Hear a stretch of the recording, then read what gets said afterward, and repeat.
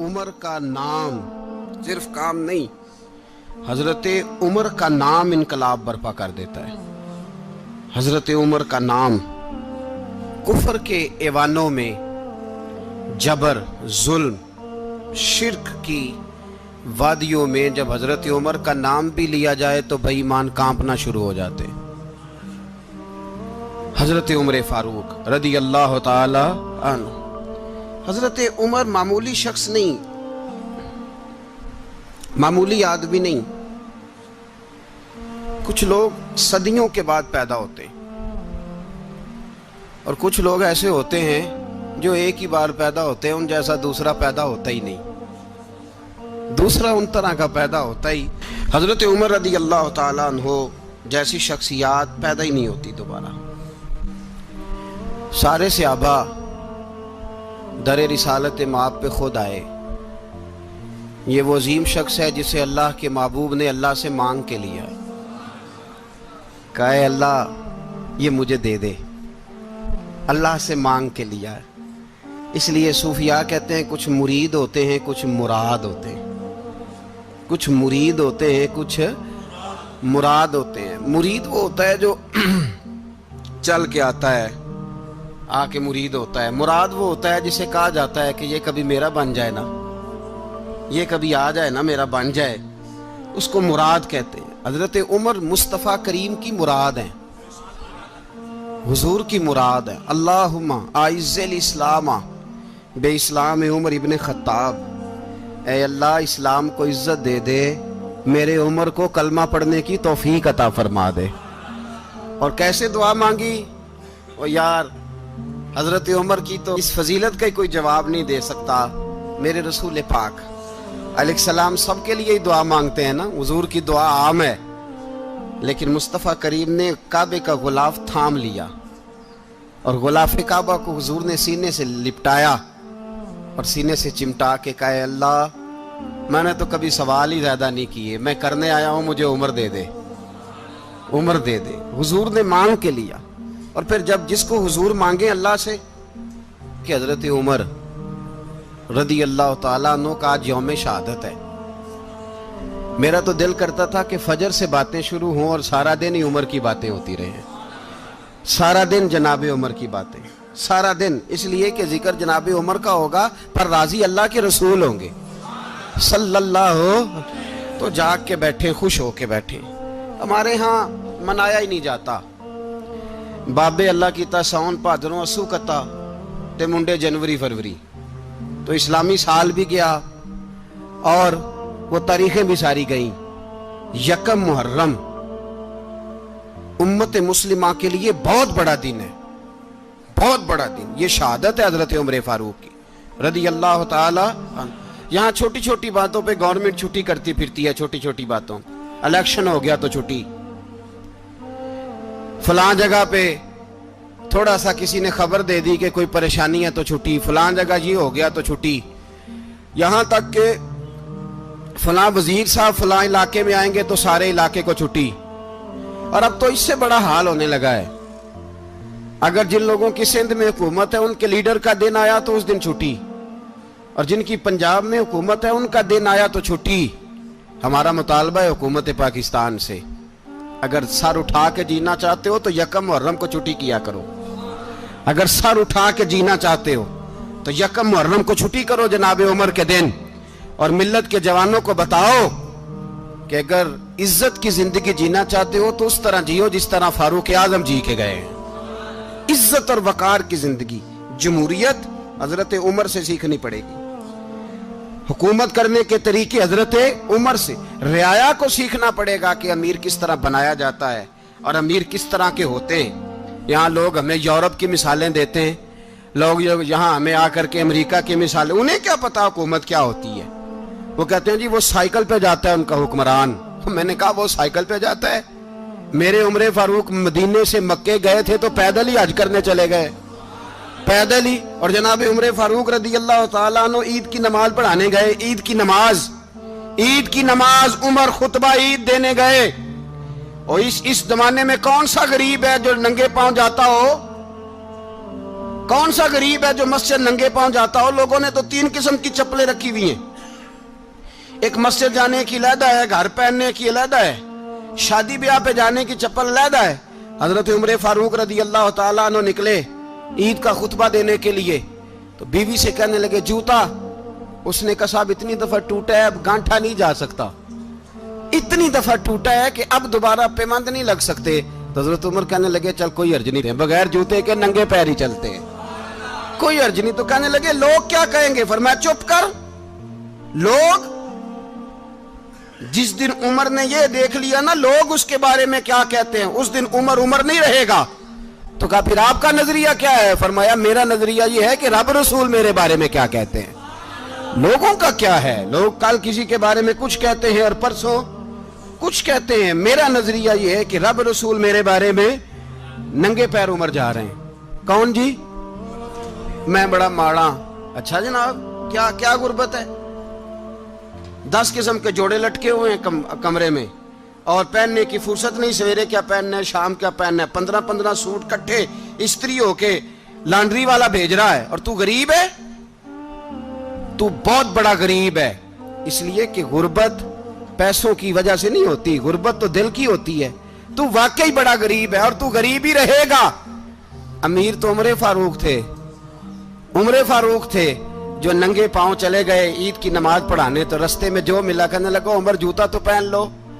فرمایا تمہیں عمر کا جوتا نہ پہننے کا نقص تو نظر آیا ہے، کوئی حرج نہیں، اگر عمر کو کبھی بتانا ہوا تو وہ والا نقص بتانا جو عمر کی سیرت میں پیدا ہو، کردار میں پیدا ہو، وہ والا نقص بتانا، یہ چھوڑو جوتے آتے جاتے رہتے۔ ننگے پاؤں گئے، پاؤں دھوئے، نماز پڑھائی، لوٹ آئے۔ او بھائی یہاں تو ہمارا بناؤ سنگار اترنا، جتنی توجہ کپڑوں کی طرف ہے اتنی توجہ کبھی ہماری علم کی طرف ہوتی نا، جتنا ذوق شوق ہمارا بناؤ سنگار کی جانب ہے، اتنا بناؤ سنگار کبھی ہمارا اخلاقیات کی جانب ہوتا تو معاملات بڑی حد تک سنورے ہوئے ہوتے۔ حضرت سیدنا فاروق اعظم رضی اللہ تعالی اپنی زندگی کو ترتیب دیا، ایک دن بھی خلافت نہیں مانگی اللہ سے۔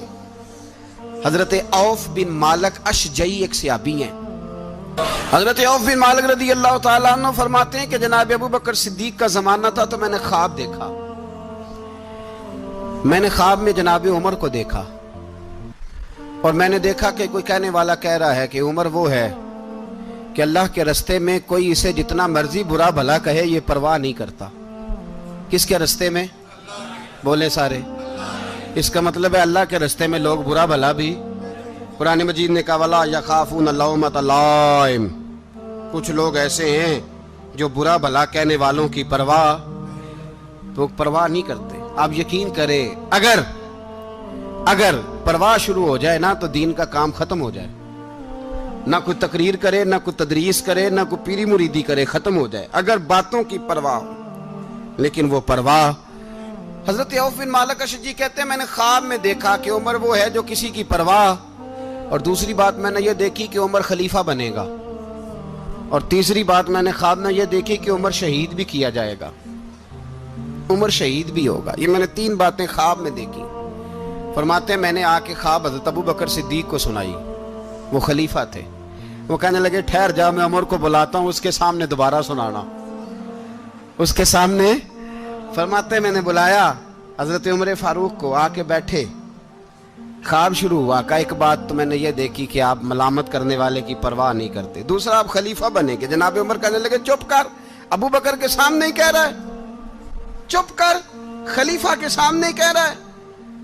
تو حضرت ابو بکر صدیق کہنے لگے عمر اسے کہنے دو، مجھے لگتا ہے رب کی رضا یہی ہے کہ میرے بعد اگر مصطفیٰ کا منبر ملے تو عمر کو ملے، اسے کہنے دو۔ یار یہاں تو لوگ ڈینگے مارتے ہیں، یہاں تو لوگ دعوے کرتے ہیں میرے سامنے فلانے کو بھی بٹھاؤ، فلانے کو بھی بٹھاؤ، اس کو کیا پتا، اس کو کیا پتا، یہ تو بڑکے مارنے کا دور ہے۔ حضرت عمر رضی اللہ تعالیٰ عنہ کو تیسری بات کہی، حضرت عوف بن مالک نے کہا آپ شہید کیے جائیں گے، میں نے خواب دیکھی ہے۔ نیک لوگوں کے خواب بڑی حد تک سچے ہوتے ہیں۔ کہا میں نے خواب دیکھی ہے۔ تو حضرت عمر کہنے لگے شہید تو دلیر لوگ ہوتے ہیں، شہید تو دلیر، جسے سارا زمانہ دلیر کہہ رہا ہے وہ اپنے بارے میں کیا کہہ رہا ہے؟ کہتے ہیں شہید تو بتلے، میں تو کاہل سا آدمی ہوں، سست آدمی ہوں، میں تو اتنا کام ہی نہیں کرتا، تو یہ خواب تو نے جو دیکھا ہے نا پھر سے دیکھنا۔ تو ابو بکر صدیق فرمانے لگے عاجزی نہ کر، انکساری نہ کر، تو جو کہہ رہا ہے ٹھیک کہہ رہا ہے، لیکن مجھے سن کے شکر بھی ہوا ہے اور افسوس بھی ہوا ہے۔ افسوس اس بات کا کہ تیرے جیسا بتلے عظیم چلا جائے گا، اور شکر اس بات کا کہ رب تجھے زندگی بھی اعزاز والی دے گا، اور شہادت کی موت دے کے اللہ تجھے موت بھی عزت والی عطا فرمائے گا۔ اللہ موت بھی تجھے عزت والی دے گا، تجھے کاہلوں جیسی موت اللہ۔ حضرت فاروق اعظم رضی اللہ، او بھائی یہاں تو اس زمانے کا سب سے بڑا مسئلہ پروٹوکول ہے۔ لوگوں کو پتہ ہوتا ہے کامل پیر ہے، کامل مرشد ہے، لوگ نہیں جاتے۔ میں کسی کا مرید ہو جاؤں، میرا پروٹوکول کدھر گیا؟ پتہ ہوتا ہے یہ کامل استاد ہے، میں اس کے پاس بیٹھوں گا تو میری تربیت کرے گا، لیکن لوگ شاگرد نہیں بنتے۔ میں کدھر گئی؟ یہ پروٹوکول کی مصیبت ہے نا، اس نے بڑے بڑے لوگ زیرو کر دیے، بڑے بڑے لوگ۔ اور یہ مت سمجھے کہ آپ کا وزیر اعظم پروٹوکول لیتا ہے یا آپ کا صدر پروٹوکول، وزراء، ایسی کوئی بات نہیں۔ ہم چھوٹے طبقے سے لے کر بڑے سارے پروٹوکول کے قائل ہیں۔ ہمارا تو داماد بھی کہتا ہے کہ مجھے پوچھا نہیں میں تمہارے گھر کیوں آؤں۔ ہمارا تو بھائی ہر شخص اعلان کرتا ہے پروٹوکول کا، فلانے نے عزت نہیں دی تو واپس آ جاؤ، فلانے نے سلوٹ نہیں کیا تو واپس آ جاؤ۔ لوگ جہاں سلوٹ کرنا چاہیے وہاں بھی سلوٹ کرانے کے قائل ہیں۔ پر حضرت عمر رضی اللہ تعالی، حضرت عمر کی سادگی اور پھر جناب عمر کی عاجزی، جب انسان اپنے اوپر سوار کر لیتا ہے نا، سوار کر لیتا ہے، میں بدکار پرانا خادم، کسے در ملی نٹ ہوئی، تے واصف یار نے نظر جو کی تھی تے واصف ہی ہو۔ میں اکثر سوچتا ہوں حضور نے جہاں بھی کہا نا، فرمایا میرے بعد نبی ہوتے تو خطاب کے بیٹے عمر ہوتے۔ حضور نے فرمایا عمر جس رستے سے جاتا ہے شیطان وہ رستہ بدل جاتا ہے۔ نبی پاک صلی اللہ علیہ وسلم نے فرمایا میرا عمر وہ ہے کہ اس کی زبان پر حق جاری ہے۔ حضور علیہ السلام نے فرمایا 950 سال حضرت جبریل میرے عمر کی شان بیان کریں تو ان کی عظمت ختم نہیں ہوتی۔ 950 سال جبریل عظمت بیان کرے تو ختم نہیں ہوتی۔ یہ بات ہے حضرت عمر کی، اور فرمایا عمر ابو بکر کی نیکیوں میں سے ایک نیکی ہے۔ یہ شان ہے اب عمر فاروق رضی اللہ تعالیٰ عنہ کی۔ حضور نے فرمایا میرے بعد نبی ہوتے تو عمر ہوتے، جس گلی سے عمر آئے شیطان رستہ بدل جائے۔ میرے عمر فاروق کی شان 950 سال بیان ہو تو ختم نہ ہو۔ عمر کی زبان پر اللہ حق بیان کرتا ہے، جو عمر کہتا ہے وہی رب کر دیتا ہے۔ حضور ساری زندگی فضیلتیں بیان کرتے رہے، عمر جواب میں کیا کہتے ہیں؟ کوئی بتائے نا کہ یہ والی حدیثیں کبھی عمر نے بھی روایت کی ہوں کہ حضور نے میرے بارے میں یہ کہا ہے۔ یہ روایتیں وہ روایت نہیں کرتے، ان سے جب لوگ کہتے عمر تیری بڑی بات ہے تو عمر رو پڑتے، کہتے میں تو اونٹ چرانے والے باپ کا بیٹا ہوں، میں تو اونٹ چرانے والے باپ کا بیٹا، اونٹ چرا۔ اس سے آگے عمر گئے ہی نہیں ساری زندگی، اس سے آگے لفظ ہی نہیں ادا کی۔ اور میں تو بھائی اونٹ چرانے والا، میرا باپ تو اونٹ چرایا کرتا تھا، 10 اونٹ تھے، میری ڈیوٹی ہوتی تھی، سنبھالے نہیں جاتے تھے، ابا ڈنڈوں سے مارتا تھا۔ ساری زندگی عمر حج کرنے گئے، ایک خشک تنا کھجور کا عمر فاروق رضی اللہ تعالیٰ عنہ نے اس کو اپنے کلاوے میں لیا، رونے لگے۔ لوگوں نے کہا عمر کیا ہوا؟ فرمانے لگے یہاں میں اونٹ چرایا کرتا تھا، یہاں میں اونٹ چراتا تھا، 10 اونٹ سنبھالے نہیں جاتے تھے۔ دیکھو رسول اللہ کی شان، آج ساری امت چلانے کا طریقہ عطا فرما دیا ہے، ساری نظریے سے پیار۔ یار پیسہ کس کو برا لگتا ہے؟ آپ جس آدمی کی 50 کروڑ کی پراپرٹی ہے اس کو پوچھیں سب سے غریب، آپ کو وہی نظر آئے گا۔ وہ کہے گا میں ٹائٹ ہوں، حالات بڑے۔ میں کئی باری پوچھے انہوں نے، میں کہتا ترجمہ بھی 10 چھڑو کی، ہمیں تو سمجھ نہیں آتی، اور ٹائٹ حالات کون سے ہوتے ہیں جی؟ جس آدمی کا کروڑوں میں کاروبار ہے نا، اس کو آپ چھیڑے وہ رونے لگ جائے گا، رونے۔ تو کئی میں نے ایسے دیکھے ہیں کرائے کا مکان ہے، ان سے پوچھے صاحب کیا حال ہے، تو کہتے ہیں جتنی اللہ نے شان والی زندگی ہمیں عطا کی ہے کسی کو نہیں دی ہوئی۔ اس کا مطلب ہے خوشی بھی یہی ہے اور غم بھی یہی ہے، اندر سے خوشی ہے، اندر سے ہی۔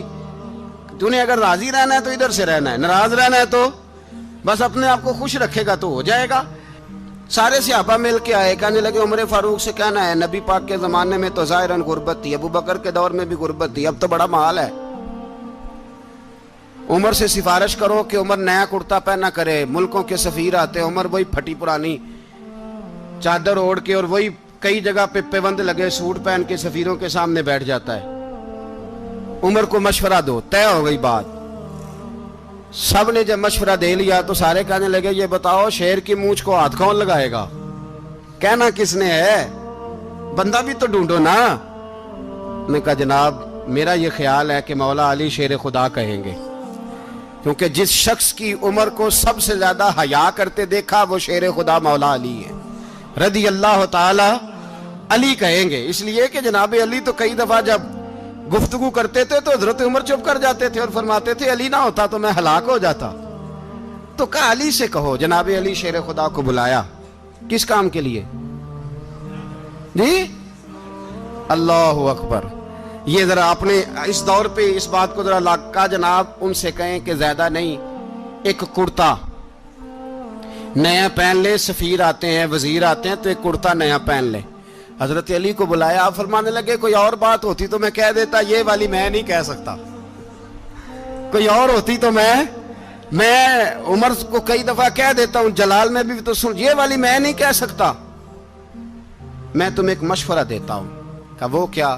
کہنے لگے سید عائشہ صدیقہ سے کہو، وہ مومنوں کی ماں ہیں، عمر ٹالے گا نہیں۔ اماں جی سے جا کے کہا اماں جی نیا کرتا عمر سے کہیں پہن لیں، وزیر آتے ہیں بڑے بڑے لوگ تو چلو کوئی حرج نہیں۔ اماں جی نے کہا اچھا کوئی بات نہیں میں بلا لیتی ہوں۔ جناب عائشہ نے پیغام بھیجا، جب خادم نے کہا نا مصطفیٰ کے گھر سے پیغام آیا ہے تو 20 لوگ بیٹھے تھے، عمر کانپتے ہوئے اٹھے، کانپتے دوڑے۔ حضرت عائشہ پردے میں تھی تو فرماتی ہیں عمر اتحیات کی حالت میں بیٹھ گئے۔ کہا اماں جی دیر تو نہیں ہو گئی مجھے آنے میں؟ کہا نہیں ٹائم پہ آ گئے ہو۔ کس لیے بلایا تھا؟ کہا عمر دیکھو غربت کے معاملات اور ہوتے ہیں، جب اللہ آسانی دے تو کوئی چیز استعمال کرنا حرام نہیں ہوتی، اگر حرام ہے تو بتاؤ۔ کہا نہیں اماں جی حلال ہی ہے۔ تو فرمایا پھر اتنے سفیر آتے ہیں مشیر آتے ہیں، اب تو مال غنیمت بڑا آتا ہے، ڈھیر لگ جاتے ہیں مسجد میں، تو چل ایک نیا کرتا تم بھی پہن لیا کرو، اور آپ نیا کرتا پہنو گے تو دھاک بیٹھے گی غیروں پر۔ تو صحابہ کا مشورہ ہے کہ آپ نیا لباس پہنے۔ اماں جی کہتی ہے میں نے حکم دیا تو عمر چپ کر گئے، گردن جھک گئی۔ تھوڑی دیر کے بعد سیدنا عمر فاروق نے سر اٹھایا تو داڑھی پہ آنسو گر رہے تھے، رو پڑے، کہنے لگے پاک محبوب کی پاک بیوی جیسے حکم کرتی ہو میں حاضر ہوں، پر مجھے وہ والا لباس پہنانا جو میرے مصطفیٰ نے پسند فرمایا ہے، اگر یہ رنگ رسول پاک کا ہے تو میں حاضر ہوں، اور اگر نبی پاک کا نہیں تو پھر جیسے آپ حکم کریں۔ جناب عائشہ کہتے ہیں عمر روئے تو میں زیادہ روئی، میرا پلو بھیگ گیا آنسوؤں سے۔ میں نے کہا عمر آپ جائیے۔ عمر یوں نکلے تو جو صحابہ کھڑے تھے وہ کونے میں تھے، سارے آ گئے۔ کہا اماں جی کیا بناؤ؟ فرمایا بھائی تم سب جو باتیں کہتے ہو وہ اپنی جگہ ٹھیک ہیں، پر عمر جو بات کرتا ہے وہ سب سے زیادہ ٹھیک ہے۔ عمر جس پہلو پر بات کرتا ہے وہ یار ایسی عاجزی، ایسا رنگ، ایسا انداز، ایسا طرز حیات، ایسی زندگی۔ اولاد کے معاملے میں لوگ بزدل ہو جاتے ہیں، بزدل، پر حضرت عمر کا بیٹا مصر گیا، وہاں سے کمائی کر کے لایا، تجارت کرنے گیا، لاکھوں کا مال۔ کون سا باپ ہے دنیا میں جس کا بیٹا باہر سے پیسے لے کے آئے تو ابا تفصیل پوچھے کہ بیٹا کہاں سے کمائے، کہاں سے لایا، کتنے ملے، کیوں آئے؟ کون سا باپ تفصیل پوچھتا ہے؟ ابا تو کہتا ہے لا صحیح، اور تعریفیں کرتا ہے میرا بیٹا بڑی کمائی کرتا ہے۔ کبھی پوچھا ہے اس سے کہ ڈیوٹی صحیح دیتا ہے کہ نہیں؟ کبھی پوچھا ہے کہ تو ایمانداری کی روزی لاتا ہے کہ حرام کی کماتا ہے؟ یہ باپ کی ذمہ داری ہے، یہ اماں کی ذمہ داری ہے۔ پھر کہتا ہے بیماری کیسے آ گئی، پریشانی کیسے آ گئی؟ تو نے کبھی سوال کیا اپنی اولاد سے؟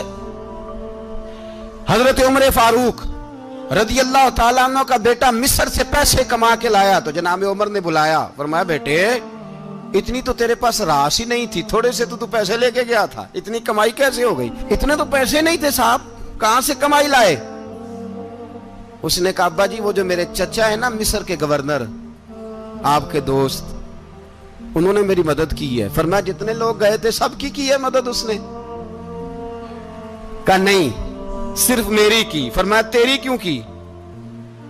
تیری کیوں کی؟ کہا حضور آپ کے دوست ہیں. فرمایا چپ کر حضور انہوں نے مجھے اتنے پیسے دیے, میں نے کاروبار میں ڈالے تو نفع آیا تو میں ان کی رقم دے کے. فرمایا خاموش ہو جا, باقی جتنے لوگ گئے تھے سب کی مدد کی اس نے؟ کہا نہیں حضور صرف میری کی. فرمایا اس نے تیری مدد نہیں کی, اس نے خلیفہ کے بیٹے کی مدد کی, اس لیے کہ وہ خلیفہ کو اپنے حق میں نرم کر سکے. فرمایا آدھا مال تیرا ہے, آدھا مال غنیمت کا ہے, مال خزانہ کا ہے, مسلمانوں کا ہے, اس لیے کہ تو جو وہاں سے مال کما کے لایا ہے وہ اپنے باپ کے خلیفہ ہونے کی وجہ سے کما کے لایا ہے, لہذا رکھ ادھر. یہاں کہتے ہیں کدھر سے آیا, کیسے آیا, کون سا حساب دیں, کیا کریں؟ او بھائی حضرت عمر رضی اللہ تعالیٰ عنہ کا اپنی اولاد کے بارے میں یہ رنگ ہے. ایک جنگ سے نا خوشبو آئی, خوشبو بڑی مہنگی ہوتی تھی, عرب میں خوشبو آج بھی بڑی مہنگی ہے, وہ زیادہ استعمال کرتے ہیں. میری باتوں کی سمجھ آ رہی ہے میرے بھائی؟ بڑی مہنگی خوشبو تھی. جب وہ خوشبو آئی تو حضرت عمر نے کہا, گھر میں پہلے پہنچی حضرت عمر کے, چونکہ زیادہ عورتیں استعمال کرتی تھی گھر کے اندر خوشبو, مرد بھی لگاتے تھے. حضرت عمر نے اپنی بیوی سے کہا, آپ کی زوجہ تو تھی وہ بڑی خوشبو کو پسند کرتی تھی. حضرت عمر نے اپنی زوجہ سے کہا کہ خوشبو لاؤ, میں نے ایک عورت کی ڈیوٹی لگائی ہے, وہ خوشبو تول کے نا تو حصہ برابر صحابہ میں بانٹ دے گی. تو آپ کی زوجہ کہنے لگی کسی بی بی کی ڈیوٹی لگانے کی کیا ضرورت تھی, میں جو موجود تھی میں بانٹ دیتی ہوں تول کے حصہ برابر. آپ نے فرمایا نہیں تو رہنے دے, وہ فلانی بی بی بانٹے گی. کہا حضور میں نے بھی بانٹنی ہے, میرے پہ کچھ حق ہے؟ آپ نے فرمایا نہیں تو تفصیل نہ پوچھ, تو خوشبو دے دے, کوئی اور بانٹے گی. خاتون خانہ تھی نا, کہنے لگی نہیں مجھے بھی آج آپ کو بتانا ہی پڑے گا کہ کوئی جو بانٹ سکتی ہے تو میں کیوں نہیں بانٹ سکتی. زوجہ کہتی عمر نے بات کی تو میری چیخیں نکل گئیں. حضرت عمر فرمانے لگے جب تو خوشبو بانٹے گی نا تیرے ہاتھوں کو بھی لگے گی, تیرے دوپٹوں کو بھی لگ جائے گی.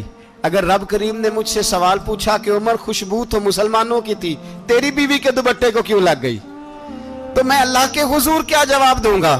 اگر اللہ نے یہ سوال کیا کہ تیری بیوی نے کیوں لگائی, وہ تو حصہ تھا مسلمانوں کا, تو تو نے تیری بیوی نے کیوں لگائی؟ تو فرمایا میں نہیں چاہتا کہ اللہ کے حضور مجھے اور تجھے باز پرس ہو, لہذا کسی اور کو بانٹنے دے. زوجہ روئی اور تڑپ کے کہنے لگی عمر مجھے لگتا ہے صبح قیامت بھی تیری بیوی ہونے کی وجہ سے اللہ مجھے جنت عطا فرما دے گا, تیری زوجہ ہونے کی برکت سے. بھائی یہ معیار رکھا, خدا کی قسم ایسا شخص تاریخ میں دوبارہ نہیں آیا. اتنا بڑا آدمی, اتنا بڑا شخص, اتنا بڑا آدمی, اور پھر رنگ یہ ہے کہ عمر 22 لاکھ مربع میل کا حکمران, 22 لاکھ, اور کھجور کے درخت کے نیچے مٹی کا ڈھیلا لے کے سو گئے ہیں, پرواہ کوئی نہیں, کوئی مسئلہ ہی نہیں. 2 غلام ساتھ بیٹھے تو ایک روٹی حضرت عمر نے گھر سے منگوائی, تھوڑا سا سرکہ, تو غلام کہنے لگے ہم نے بھی کھانی ہے. فرمایا کوئی حرج نہیں, روٹی کو پیٹ بھر کے کھانا ضروری تو نہیں, 3 حصوں میں بانٹ لیتے ہیں. ایک آدمی آیا ہوا تھا مصر کا رہنے والا ملنے کے لیے, اس نے پوچھا عمر کدھر ہیں, تو کہا وہ ادھر جاؤ مسجد میں بیٹھے ہوں گے. اور واپس آیا تو کہنے لگا وہاں تو 3 غلام بیٹھے ہیں, ایک روٹی بانٹ کے کھا رہے ہیں, لگتا ہے کئی دنوں سے روٹی نہیں ملی. کہا 3 غلام تو کوئی نہیں, وہاں 2 ہی تھے, تیسرے تو امیر المومنین تھے. اس نے کہا نہیں 3 غلام ہیں, کپڑے بھی ایک طرح کے پہنے ہوئے, بلکہ 2 کے تو پھر صحیح ہیں, تیسرے کے تو زیادہ ماڑے ہیں. کپڑے بھی ایک طرح کے, کھانا پینا بھی ایک طرح کا, اور ان کا نشست برخاست بھی ایک طرح کی ہے, لہذا کوئی فرق نہیں. حضرت ابو ہریرہ کہتے ہیں میں لے کے آیا, اور جناب عمر کو جب میں نے کچی زمین میں تامت سمیٹ بیٹھے دیکھا تو میں رو پڑا.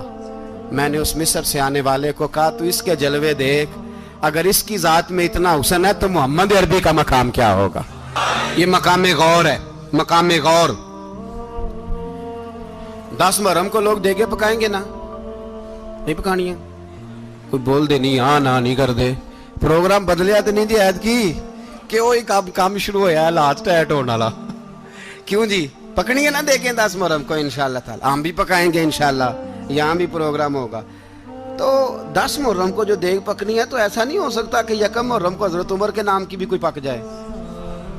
اگر امام حسن حسین کے نام کی دیگیں پکے تو جو امام حسن حسین کے سے پیار کرنے والے ہیں، جو امام حسن حسین سے، ہم لوگوں نے بھی عجیب رٹا اپنایا ہے نا، ہم لوگ بات کا ایک پہلو دیکھتے ہیں دوسرا نہیں دیکھتے۔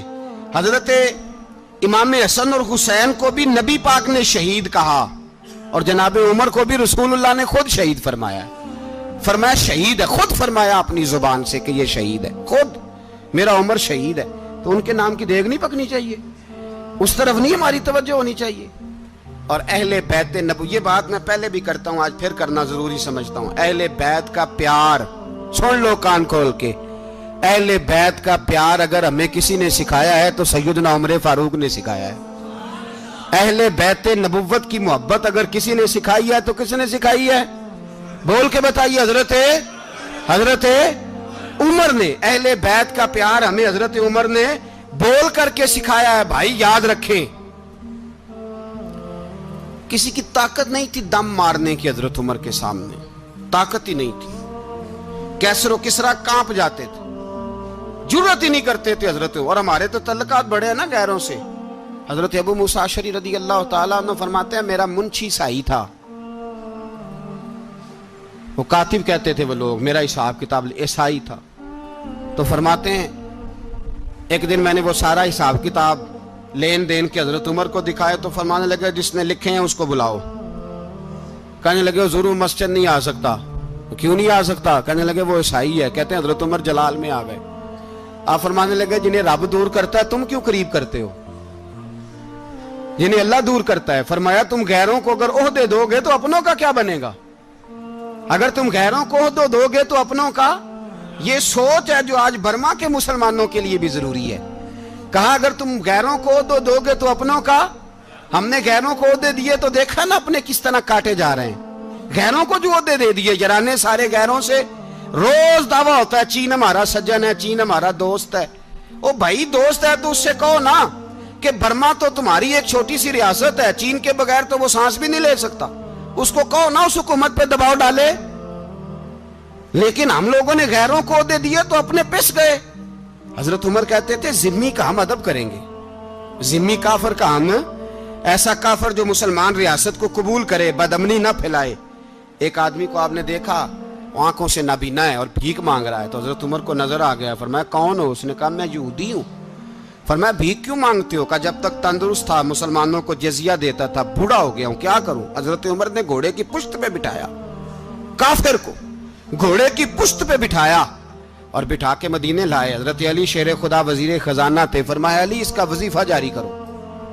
کہا یہ کون ہے؟ فرمایا یہ یہودی ہے لیکن یہ ہمیں جزیہ دیتا رہا، بوڑھا ہو گیا بیچارہ، بھیک مانگنے پہ مجبور ہے، ہماری حکومت کے اندر رہتا ہے، اس کا پورا وظیفہ جتنا خرچہ اتنا وظیفہ لگاؤ۔ حضرت علی کہتے ہیں میں وظیفہ لگا رہا تھا اور وہ میرے نبی کا کلمہ پڑھ رہا تھا، وہ رسول اللہ کا کلمہ پڑھ رہا تھا۔ یہ مزاج، یہ نہیں کہ کافر۔ حضرت عمر نے گورنروں کو خط لکھے تھے کہ زبردستی کسی کو مسلمان نہیں کرنا، جہاں ان کی عبادت گاہیں بنی ہو گرانی نہیں، کوئی مندر کوئی گرجا ضائع نہیں کرنا۔ اسلام سب کو جینے کا موقع دیتا ہے، پر بے ایمانو ظالمو بدذاتو تمہیں یہ کہتا ہے کہ ہم تمہیں جینے کا موقع دیتے، تم بھی مسلمانوں کو جینے کا موقع دو۔ یہ جہاں بستے ہیں جہاں رہتے ہیں انہیں وہاں جینے کا موقع دو، انہیں بھی اللہ اکبر کہنے کا موقع دو، انہیں بھی قرآن پڑھنے کا موقع دو، انہیں بھی رسول اللہ پر درود پڑھنے کا موقع دو۔ ہمارے ملک میں عیسائی اپنی مرضی سے کھلے عام تبلیغ کرتے ہیں، یہاں تو چینل چلائے ہیں عیسائیوں نے۔ کسی مذہبی جماعت نے کبھی جلوس نکالا ہے کہ عیسائیوں کا چینل بند کرو؟ بولے نکلا ہے کہ نہیں نکلا؟ کتنے ظلم کی بات ہے۔ ہم جب غیر کو اتنا تحفظ دیتے ہیں، اتنا تحفظ دیتے ہیں، ہم نے دیکھا ہے، مجھے بیسیوں لوگوں نے عید پہ ٹیلی فون کیے کہ عیسائیوں کو قربانی کا گوشت دے لیں، مجبور ہیں جی، دروازے پہ آ گئے ہیں، ہمارے کام کاج کرتے ہیں۔ بیسیوں لوگ، عام آدمی کے دل میں ان کا اتنا جذبہ ہے، وہ مسائل کا بیان کرنا ایک علیحدہ بات، لیکن ہمارے دل کافر کے حق میں بھی نرم ہو جاتے ہیں۔ تم کس قدر زیادہ بے ایمان ہو اور کفر کس قدر زیادہ ذلیل ہو گیا ہے کہ مسلمان کے حق میں نرم ہوتا ہی نہیں۔ اور اس سے بڑے ذلیل وہ ہیں جو ان ذلیلوں کے سپورٹر ہیں، وہ کسی عرب ملک کے حکمران ہو یا کسی اور جگہ کے، وہ بڑے ذلیل ہیں جو ان ذلیلوں کے سپورٹر ہیں، جو برما کی بچیوں کے قتل پر اپنی حکومتیں چمکا رہے ہیں۔ ने शर्म नहीं आती, इस कदर मुसलमान तड़पा है, लेकिन उन बेगैरतों को जरा होश नहीं आई। और ये उनके कमाश, उनके दलाल जो हर जगह उनकी सपोर्ट करके अपनी हुकूमतें कायम करते हैं, बेईमानों को पता नहीं कि कब इन पर अल्लाह का अजाब उतरेगा और किस तरह इनके परखशे उड़ेंगे। तुम्हें अपनी जिल्लत और रुसवाई नजर नहीं आ रही कि जमीन किस तरह तुम्हारे लिए तंग हो गई है? इससे ज्यादा और तुम्हारी रुसवाई क्या होगी? डरो अल्लाह से, और ये तो दुनिया का अजाब है। इन्ना बत्श रब्बिक लशदीद, मेरा रब कहता है कयामत तो कायम होने दे। जितना सख्त तेरे रब की पकड़ है, इतनी किसी दूसरे की हो सकती, याद रखें। और थोड़ा एहतियात करें हम सब लोग भी, जो हम लोग आधी जुबान बोल के भी इनकी सपोर्ट करते। अब शर्म आनी चाहिए हमें इन हुकूमतों की सपोर्ट करते जो मुसलमानों की लाशों के ऊपर हुकूमतें कायम करते हैं, शर्म आनी चाहिए। बहरहाल बात दूर निकल जाएगी और मैं अपने मजमून पे रहता हूं। अहले बैत का प्यार अगर सिखाया है तो जनाब उमर ने सिखाया है, रदी अल्लाह ताला अन्हो। इमाम हसन मिलने, आप यकीन करें, मैं जब इस वाकया को पढ़ता हूं तो मेरा दिल झूम जाता है। मैं कहता हूं यार, डाटा होना अपनी जगह पे, इश्क होना अपनी जगह पे, इंसान का बावकार होना अपनी जगह। जहां खड़े होना था वहां ये खड़े होते थे, और जहां झुकना था वहां ये इन लोगों में, इकबाल ने कहा था, तेरी निगाह नाज से दोनों मुराद पा गए, अकले की याबो जुस्तजू इश्के हुजूरो इस तरह। जहां अगर आया है सामने कैसरो किसरा तो उमर जैसा दलेर कोई नहीं, अगर सामने आया ईरान का बादशाह तो उमर जैसा तगड़ा कोई नहीं, अगर आया है सामने गुस्सान का बादशाह तो उमर जैसा आदिल कोई नहीं। लेकिन अगर अली का बेटा आया है, अगर फातिमा के लाल पारे आए हैं, तो फिर फारूक आजम से जैसा मुहिब कोई नहीं, फिर उनसे जैसा प्यार करने वाला कोई नहीं। अंदर बैठे हैं जनाब उमर, अंदर तन्हाई में कुछ वजीरों से गुफ्तगू हो रही है, मीटिंगें जारी हैं। आपके बेटे मिलने आए जनाबे अब्दुल्ला इब्ने उमर, अब्बा जी मिलने आए, बात ठहरो, बात कर रहा हूं, कोई ना अंदर आए। साहबजादा बाहर खड़ा है। थोड़ी देर गुजरी तो इमाम हसन भी आ गए। कौन आए? आपको जो मिलेगा इमाम साहब का नाम लेने से, वो सरदार हैं जन्नतियों। कौन आए? सारे बोलिए, इमाम हसन, तेरी नस्ल पाक में है बच्चा बच्चा नूर का, तू है ने नूर तेरा सब घराना। इमाम हसन आए तो हजरत अब्दुल्ला इब्ने उमर को दरवाजे पे खड़े देखा, कहा अमीरुल मोमिनीन कहाँ हैं? कहने लगे हजरत उमर के बेटे। कहने लगे वो अंदर बैठे, कुछ मीटिंग हो रही है, और उन्होंने कहा कोई अंदर ना आए, लेकिन आप जाना चाहें तो चले जाएं, आप जाना चाहें तो, तेरी नस्ल पाक में है बच्चा बच्चा नूर, आप जाना चाहें तो चले जाएं। तो उन्होंने कहा जब आप बाहर खड़े हैं तो मुझे कोई इतना जरूरी काम नहीं, और अभी जोर की नमाज थोड़ी देर में होगी, मैं मस्जिद में मिल लूंगा अमीरुल मोमिनीन से। ये बात कह के इमाम हसन चले गए। यार इतनी बड़ी बात नहीं थी, इतनी बड़ी बात नहीं थी। तो मेरे उस्तादों का बेटा भी आए तो कहा ठीक है जी, वो सोए हुए हैं, तो कोई गर्ज नहीं यार, मैं ठहर के आ जाऊंगा, कोई बड़ी बात नहीं थी। देखा जाए तो बड़ी बात नहीं थी, पर बात बहुत बड़ी थी, इसलिए कि ये खाली हसन नहीं, ये हसन इब्ने अली है, ये हजरत फातिमा के लख्ते जिगर। हजरत उमर बाहर निकले, अब्दुल्ला इब्ने उमर से पूछा कोई आया तो नहीं? तो कहा हुजूर इमाम हसन आए थे। तो कहा फिर शहजादे को अंदर क्यों नहीं भेजा? कहा मैंने कहा था। वो कहने लगे अगर अमीरुल मोमिनीन मसरूफ हैं तो मैं जोहर में मिल लूंगा। हजरत उमर रोने लगे, फरमाया बेटे तूने अच्छा नहीं किया। फिर मस्जिद नहीं गए, सीधे इमाम हसन के दरवाजे दस्तक दी। इमाम हसन बाहर आए, कहा शहजादे आए थे तो मिले क्यों नहीं? तो इमाम हसन कहने लगे हुजूर आपका अपना बेटा दरवाजे पे खड़ा था, आपका अपना बेटा दरवाजे पे खड़ा था, और मना भी किया था आपने, तो मैं जोर में मिल लेता। हजरत इमाम हसन फरमाते जोशे जज्बात में जनाबे उमर ने सर से पगड़ी उतार दी, जोशे जज्बात में। कहने लगे हसन मेरे बेटे का और आपका क्या मुकाबला? क्या उसकी मां का नाम फातिमा ज़हरा है? क्या उसकी नानी का नाम खतीजतुल कुबरा है? क्या उसके नाने का नाम मोहम्मद मुस्तफा है? आपका और उसका क्या मुकाबला? फिर रो पड़े और कहने लगे बेटे मैं मक्के के सहराओं में ऊंट चराया करता था, ये जो मेरे सर पर इज्जत के बाल हैं ये तेरे नाने के उगाए हुए, मैं मक्के के खबरदार शहजादे खबरदार। ओ भाई अहले बैत नबुव्वत के अदब का रंग अगर सिखाया है तो सैयदना उमर ने सिखाया है। हजरत उमर फारूक अथॉरिटी है, इस्लाम की अथॉरिटी।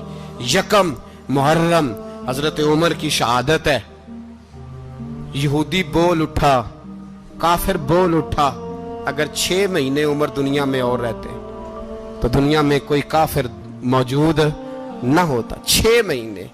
और जब इस बतले जलील का जनाजा उठा, अल्लाह, बुखारी पढ़िए ना, अल्लाह मरजुकना शहादतन फी सबीलिक, अल्लाह बिस्तरे की मौत ना देना, शहादत की देना। उमर शहीद हुए, मस्जिद नबी में नमाज पढ़ाते, और जब जनाजा उठा तो मदीने का फिर पीछे जो दलेर बचे वो मौला अली थे।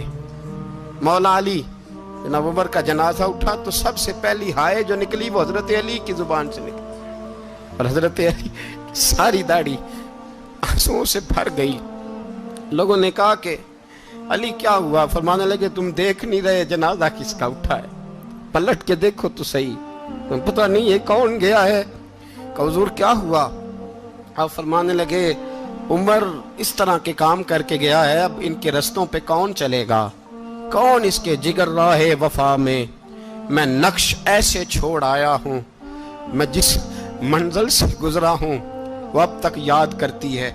हजरत अली हजरत उमर के जनाजे पे खड़े होकर कहते हैं अल्लाह मुझे उस तरह के अमल करने की तौफीक दे जिस तरह की उमर करके गया। मेरे भाई, बतले अजीज, बतले हुर्रियत हजरत उमर रदी अल्लाह ताला अन्हो, जो अपनी जिंदगी इनकलाब वाली गुजार के गए। उमर जब दुनिया से गए तो 80 दिनार का कर्जा था, 22 लाख मुरब्बा मील का हुक्मरान। और अपने बेटे से कहने लगे बेटे कोशिश करना तेरे खानदान वाले मिलके मेरा कर्जा उतार दे, मेरी कब्र पे बोझ ना रहे, और अगर खानदान वाले मदद न करें तो मेरे दोस्तों से बात करना, वो मदद न करें तो फिर अली से बात करना। इनका प्यार आपस में इतना, और तू इख्तलाफ साबित कर रहा। 80 दिनार का कर्जा छोड़कर हजरत उमर दुनिया से गए और जाती दफा कह गए मेरे बाद मेरे बच्चों को हुकूमत के मशवरे में भी शामिल ना करना, हुकूमत के मशवरे में भी मेरी औलाद शामिल ना हो। इतना बड़ा शख्स इतना बड़ा रंग दे के यकम मुहर्रम को जब उमर फारूक का विशाल हुआ तो बेटे से कहने लगे अम्मा आयशा से जाके कहो मेरा भी नबी पाक के रोजे में दफन होने को दिल करता है। एक कब्र की जगह है अम्मा जी ने अपने लिए रखी है, बुखारी है बुखारी। हजरत आयशा के पास साहबजादे गए, कहने लगे अम्मा जी उमर को जख्म लग गया है, हालत बड़ी परेशानी वाली है। वो कहते हैं अगर अम्मा इजाजत दे। सैयद आयशा रो पड़ी, फरमाने लगी कि वो अपनी कब्र की जगह तो नहीं ना किसी को देता, पर उमर ने कमाल ही बड़ा किया, उसे कहो जाओ गुंबद खजरा में कयामत तक जो मुस्तफा पे और अबू बकर पे सलाम पड़ेगा वो तुझ पे भी सलाम पढ़ के जाएगा। उमर का बेटा मिस्र गया, वहां से कमाई करके लाया, तिजारत करने गया, लाखों का माल। कौन सा बाप है दुनिया में जिसका बेटा बाहर से पैसे लेके आए तो अब्बा तफसील पूछे कि बेटा कहां से कमाए, कहां से लाया, कितने मिले, क्यों आए? कौन सा बाप तफसील पूछता है? अब्बा तो कहता ला सही और तारीफें करता है मेरा बेटा बड़ी कमाई करता है। कभी पूछा है उससे कि ड्यूटी सही देता है कि नहीं? कभी पूछा है कि तू ईमानदारी की रोजी लाता है कि हराम की कमाता है? ये बाप की जिम्मेदारी है, ये अम्मा की जिम्मेदारी है। फिर कहता है बीमारी कैसे आ गई, परेशानी कैसे आ गई? तूने कभी सवाल किया अपनी औलाद से? हजरत उमर फारूक रदी अल्लाह ताला अन्हु का बेटा मिस्र से पैसे कमा के लाया तो जनाब उमर ने बुलाया, फरमाया बेटे इतनी तो तेरे पास राशि नहीं थी, थोड़े से तो तू पैसे लेके गया था, इतनी कमाई कैसे हो गई? इतने तो पैसे नहीं थे साहब, कहां से कमाई लाए? उसने कहा अब्बा जी वो जो मेरे चचा है ना मिस्र के गवर्नर, आपके दोस्त, उन्होंने मेरी मदद की है। फरमाया जितने लोग गए थे सबकी की है मदद उसने? कहा नहीं सिर्फ मेरी की। फरमाया तेरी क्यों की? तेरी क्यों की? कहा हुजूर आपके दोस्त हैं। फरमाया चुप कर, हुजूर उन्होंने मुझे इतने पैसे दिए, मैंने कारोबार में डाले तो नफा आया तो मैं उनकी रकम दे के। फरमाया खामोश हो जा, बाकी जितने लोग गए थे सबकी मदद की उसने? कहा नहीं हुजूर सिर्फ मेरी की। फरमाया उसने तेरी मदद नहीं की, उसने खलीफा के बेटे की मदद की, इसलिए कि वो खलीफा को अपने हक में नरम कर सके। फरमाया आधा माल तेरा है, आधा माले गनीमत का है, माले खजाना का है, मुसलमानों का है, इसलिए कि तू जो वहां से माल कमा के लाया है वो अपने बाप के खलीफा होने की वजह से कमा के लाया है, लिहाजा रख इधर। यहां कहते हैं किधर से आया, कैसे आया, कौन सा हिसाब दें, क्या करें? او بھائی حضرت عمر رضی اللہ تعالیٰ عنہ کا اپنی اولاد کے بارے میں یہ رنگ ہے.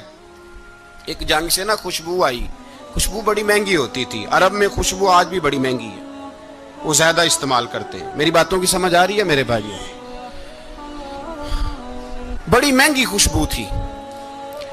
جب وہ خوشبو آئی تو حضرت عمر نے کہا, گھر میں پہلے پہنچی حضرت عمر کے, چونکہ زیادہ عورتیں استعمال کرتی تھی گھر کے اندر خوشبو, مرد بھی لگاتے تھے. حضرت عمر نے اپنی بیوی سے کہا, آپ کی زوجہ تو تھی وہ بڑی خوشبو کو پسند کرتی تھی. حضرت عمر نے اپنی زوجہ سے کہا کہ خوشبو لاؤ, میں نے ایک عورت کی ڈیوٹی لگائی ہے, وہ خوشبو تول کے نا تو بھائیسا برابر صحابہ میں بانٹ دے گی. تو آپ کی زوجہ کہنے لگی, کسی بی بی کی ڈیوٹی لگانے کی کیا ضرورت تھی, میں جو موجود تھی میں بانٹ دیتی ہوں تول کے بھائیسا برابر. آپ نے فرمایا نہیں تو رہنے دے, وہ فلانی بی بی بانٹے گی. کہا حضور میں نے بھی بانٹنی ہے, میرے پہ کچھ حق ہے؟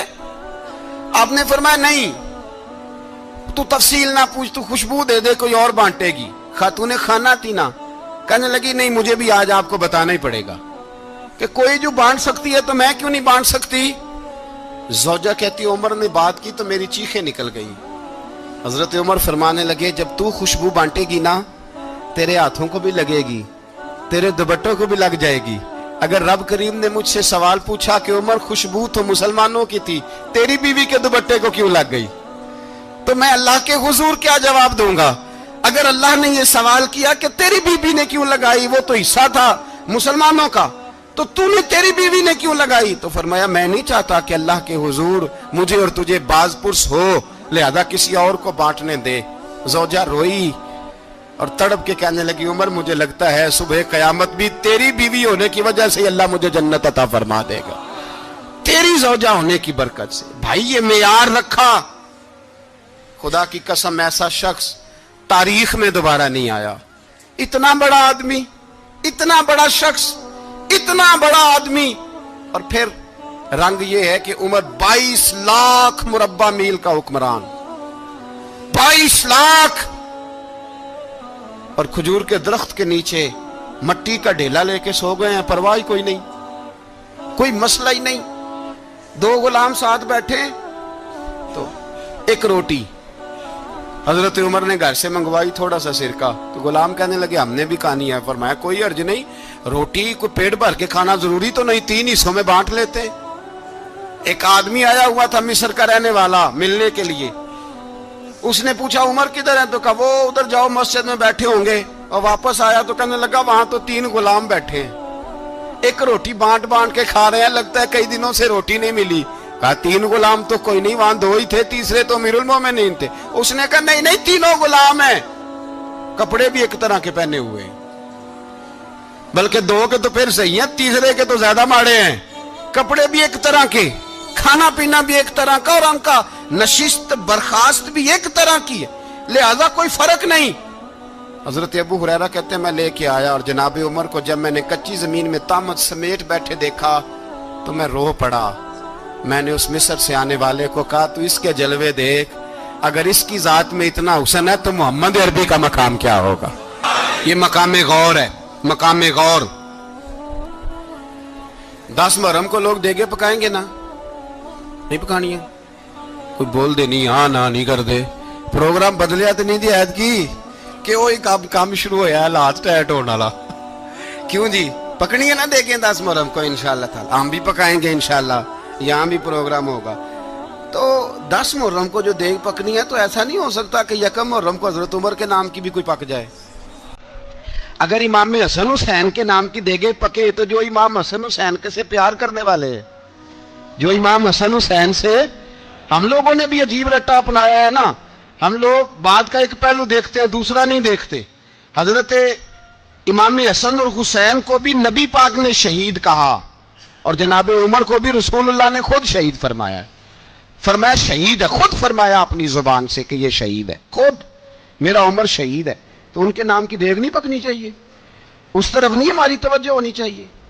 اور اہل بیت نبوی, یہ بات میں پہلے بھی کرتا ہوں, آج پھر کرنا ضروری سمجھتا ہوں. اہل بیت کا پیار سن لو کان کھول کے, اہل بیت کا پیار اگر ہمیں کسی نے سکھایا ہے تو سیدنا عمر فاروق نے سکھایا ہے. اہل بیت نبوت کی محبت اگر کسی نے سکھائی ہے تو کس نے سکھائی ہے؟ بول کے بتائیے۔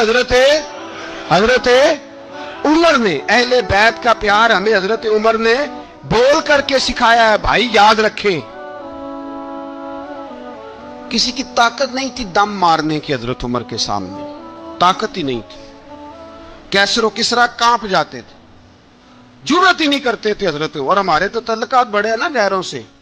حضرت ابو موسیٰ اشعری رضی اللہ تعالیٰ عنہ فرماتے ہیں میرا منشی عیسائی تھا، وہ کاتب کہتے تھے وہ لوگ، میرا حساب کتاب عیسائی تھا۔ تو فرماتے ہیں ایک دن میں نے وہ سارا حساب کتاب لین دین کے حضرت عمر کو دکھائے تو فرمانے لگے جس نے لکھے ہیں اس کو بلاؤ۔ کہنے لگے ضرور مسجد نہیں آ سکتا۔ کیوں نہیں آ سکتا؟ کہنے لگے وہ عیسائی ہے۔ کہتے ہیں حضرت عمر جلال میں آ گئے۔ آپ فرمانے لگے جنہیں رب دور کرتا ہے تم کیوں قریب کرتے ہو؟ جنہیں اللہ دور کرتا ہے۔ فرمایا تم غیروں کو اگر عہدے دو گے تو اپنوں کا کیا بنے گا؟ اگر تم غیروں کو عہدے دو گے تو اپنوں کا۔ یہ سوچ ہے جو آج برما کے مسلمانوں کے لیے بھی ضروری ہے۔ کہا اگر تم غیروں کو عہدے دو گے تو اپنوں کا۔ ہم نے غیروں کو عہدے دیے تو دیکھا نا اپنے کس طرح کاٹے جا رہے ہیں۔ غیروں کو جو عہدے دے دیے یارانے سارے غیروں سے، روز دعویٰ ہوتا ہے چین ہمارا سجن ہے، چین ہمارا دوست ہے۔ او بھائی دوست ہے تو اس سے کہو نا کہ برما تو تمہاری ایک چھوٹی سی ریاست ہے، چین کے بغیر تو وہ سانس بھی نہیں لے سکتا۔ اس کو کہو نا اس حکومت پہ دباؤ ڈالے۔ لیکن ہم لوگوں نے غیروں کو عہدے دیے تو اپنے پس گئے۔ حضرت عمر کہتے تھے ذمہ کا ہم ادب کریں گے، ذمہ کافر کا ہم، ایسا کافر جو مسلمان ریاست کو قبول کرے، بدامنی نہ پھیلائے۔ ایک آدمی کو آپ نے دیکھا آنکھوں سے نابینا ہے اور بھیک مانگ رہا ہے، تو حضرت عمر کو نظر آ گیا۔ فرمایا کون ہو؟ اس نے کہا میں یہودی ہوں۔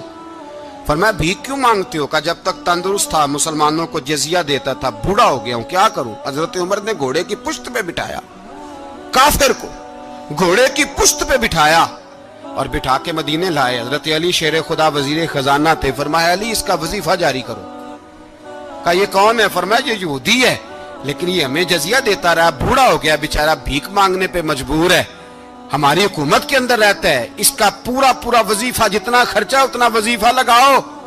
حضرت علی کہتے ہیں میں وظیفہ لگا رہا تھا اور وہ میرے نبی کا کلمہ پڑھ رہا تھا، وہ رسول اللہ کا کلمہ پڑھ رہا تھا۔ یہ مزاج، یہ نہیں کہ کافر۔ حضرت عمر نے گورنروں کو خط لکھے تھے کہ زبردستی کسی کو مسلمان نہیں کرنا، جہاں ان کی عبادت گاہیں بنی ہو گرانی نہیں، کوئی مندر کوئی گرجا ضائع نہیں کرنا۔ اسلام سب کو جینے کا موقع دیتا ہے، پر بے ایمانوں ظالموں بدذاتوں تمہیں یہ کہتا ہے کہ ہم تمہیں جینے کا موقع دیتے، تم بھی مسلمانوں کو جینے کا موقع دو۔ یہ جہاں بستے ہیں جہاں رہتے ہیں انہیں وہاں جینے کا موقع دو، انہیں بھی اللہ اکبر کہنے کا موقع دو، انہیں بھی قرآن پڑھنے کا موقع دو، انہیں بھی رسول اللہ پر درود پڑھنے کا موقع دو۔ ہمارے ملک میں عیسائی اپنی مرضی سے کھلے عام تبلیغ کرتے ہیں، یہاں تو چینل چلائے ہیں عیسائیوں نے۔ کسی مذہبی جماعت نے کبھی جلوس نکالا ہے کہ عیسائیوں کا چینل بند کرو؟ بولے نکلا ہے کہ نہیں نکلا؟ کتنے ظلم کی بات ہے۔ ہم جب غیر کو اتنا تحفظ دیتے ہیں، اتنا تحفظ دیتے ہیں، ہم نے دیکھا ہے مجھے بیسیوں لوگوں نے عید پہ ٹیلی فون کیے کہ عیسائیوں کو قربانی کا گوشت دے لیں، مجبور ہیں جی، دروازے پہ آ گئے ہیں، ہمارے کام کاج کرتے ہیں۔ بیسیوں لوگ، عام آدمی کے دل میں ان کا اتنا جذبہ ہے، وہ مسائل کا بیان کرنا ایک علیحدہ بات، لیکن ہمارے دل کافر کے حق میں بھی نرم ہو جاتے ہیں۔ تم کس قدر زیادہ بے ایمان ہو اور کفر کس قدر زیادہ ذلیل ہو گیا ہے کہ مسلمان کے حق میں نرم ہوتا ہی نہیں۔ اور اس سے بڑے ذلیل وہ ہیں جو ان ذلیلوں کے سپورٹر ہیں، وہ کسی عرب ملک کے حکمران ہو یا کسی اور جگہ کے، وہ بڑے ذلیل ہیں جو ان ذلیلوں کے سپورٹر ہیں، جو برما کی بچیوں کے قتل پر اپنی حکومتیں چمکا رہے ہیں۔ انہیں شرم نہیں آتی، اس قدر مسلمان تڑپا ہے لیکن ان بے غیرتوں کو ذرا ہوش نہیں آئی۔ اور یہ ان کے کماش، ان کے دلال جو ہر جگہ ان کی سپورٹ کر کے اپنی حکومتیں قائم کرتے ہیں، بے ایمانوں کو پتہ نہیں کہ کب ان پر اللہ کا عذاب اترے گا اور کس طرح ان کے پرخشے اڑیں گے۔ تمہیں اپنی ذلت اور رسوائی نظر نہیں آ رہی کہ زمین کس طرح تمہارے لیے تنگ ہو گئی ہے؟ اس سے زیادہ اور تمہاری رسوائی کیا ہوگی؟ ڈرو اللہ سے، اور یہ تو دنیا کا عذاب ہے۔ ان بطش ربک لشدید، میرا رب کہتا ہے قیامت تو قائم ہونے دے، اتنا سخت تیرے رب کی پکڑ ہے اتنی کسی دوسرے کی ہو سکتی؟ یاد رکھیں اور تھوڑا احتیاط کریں۔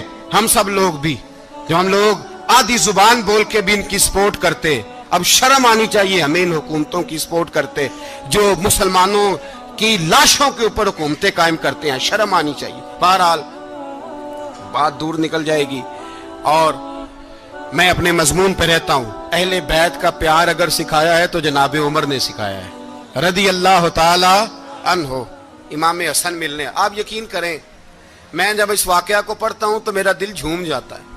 میں کہتا ہوں یار ڈاڈا ہونا اپنی جگہ پہ، عشق ہونا اپنی جگہ پہ، انسان کا باوقار ہونا اپنی جگہ، جہاں کھڑے ہونا تھا وہاں یہ کھڑے ہوتے تھے اور جہاں جھکنا تھا وہاں یہ ان لوگوں میں اقبال نے کہا تھا تیری نگاہ ناز سے دونوں مراد پا گئے، عقل غیاب و جستجو، عشق حضور و اضطراب۔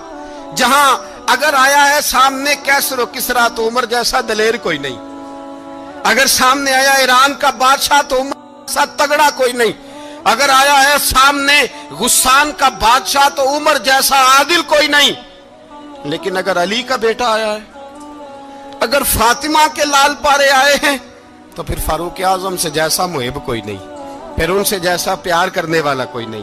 اندر بیٹھے ہیں جناب عمر، اندر تنہائی میں کچھ وزیروں سے گفتگو ہو رہی ہے، میٹنگیں جاری ہیں۔ آپ کے بیٹے ملنے آئے جناب عبداللہ ابن عمر، ابا جی ملنا ہے، بات ٹھہرو بات کر رہا ہوں، کوئی نہ اندر آئے۔ صاحبزادہ باہر کھڑا ہے، تھوڑی دیر گزری تو امام حسن بھی آ گئے۔ کون آئے؟ آپ کو جو ملے گا امام صاحب کا نام لینے سے، وہ سردار ہیں جنتیوں۔ کون آئے؟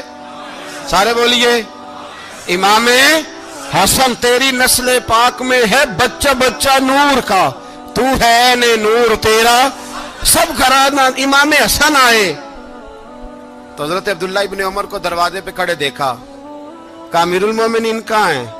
کہنے لگے حضرت عمر کے بیٹے۔ کہنے لگے وہ اندر بیٹھے، کچھ میٹنگ ہو رہی ہے اور انہوں نے کہا کوئی اندر نہ آئے، لیکن آپ جانا چاہیں تو چلے جائیں، آپ جانا چاہیں تو، تیری نسل پاک میں ہے بچہ بچہ نور، آپ جانا چاہیں تو چلے جائیں۔ تو انہوں نے کہا جب آپ باہر کھڑے ہیں تو مجھے کوئی اتنا ضروری کام نہیں، اور ابھی زور کی نماز تھوڑی دیر میں ہوگی، میں مسجد میں مل لوں گا امیر المومنین سے۔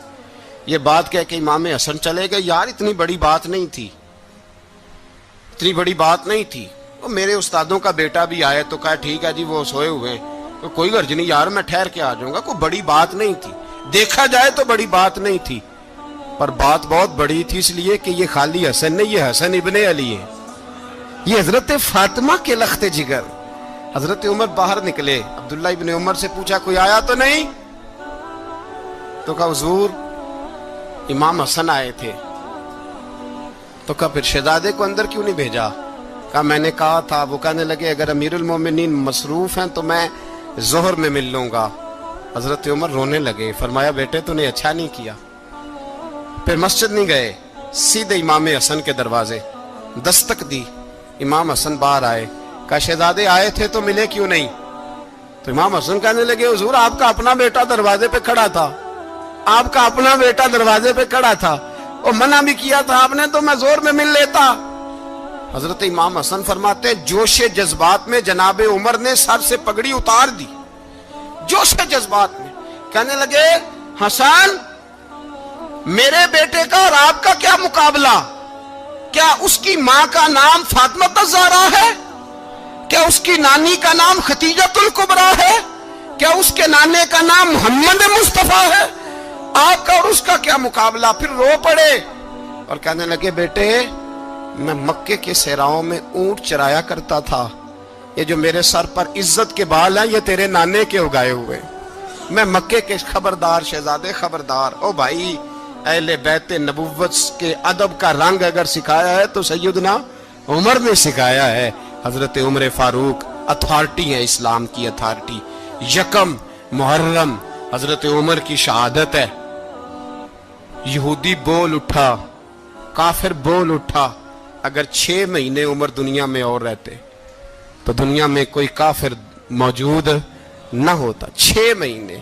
اور جب اس بطل جلیل کا جنازہ اٹھا، اللہ بخاری پڑھیے نا، اللہ مرزقنا شہادت فی سبیلک، اللہ بسترے کی موت نہ دینا، شہادت کی دینا۔ عمر شہید ہوئے، مسجد نبی میں نماز پڑھاتے، اور جب جنازہ اٹھا تو مدینے کا پھر پیچھے جو دلیر بچے وہ مولا علی تھے. مولا علی جناب عمر کا جنازہ اٹھا تو سب سے پہلی ہائے جو نکلی وہ حضرت علی کی زبان سے نکلی, اور حضرت علی ساری داڑھی آنسوؤں سے بھر گئی. لوگوں نے کہا کہ علی کیا ہوا؟ فرمانے لگے تم دیکھ نہیں رہے جنازہ کس کا اٹھا ہے؟ پلٹ کے دیکھو تو صحیح, تمہیں پتہ نہیں ہے کون گیا ہے؟ کہ حضور کیا ہوا؟ آپ فرمانے لگے عمر اس طرح کے کام کر کے گیا ہے, اب ان کے رستوں پہ کون چلے گا؟ کون اس کے جگر راہ وفا میں؟ میں نقش ایسے چھوڑ آیا ہوں, میں جس منزل سے گزرا ہوں وہ اب تک یاد کرتی ہے. حضرت علی حضرت عمر کے جنازے پہ کھڑے ہو کے کہتے ہیں اللہ مجھے اس طرح کے عمل کرنے کی توفیق دے جس طرح کے عمر کر کے گیا.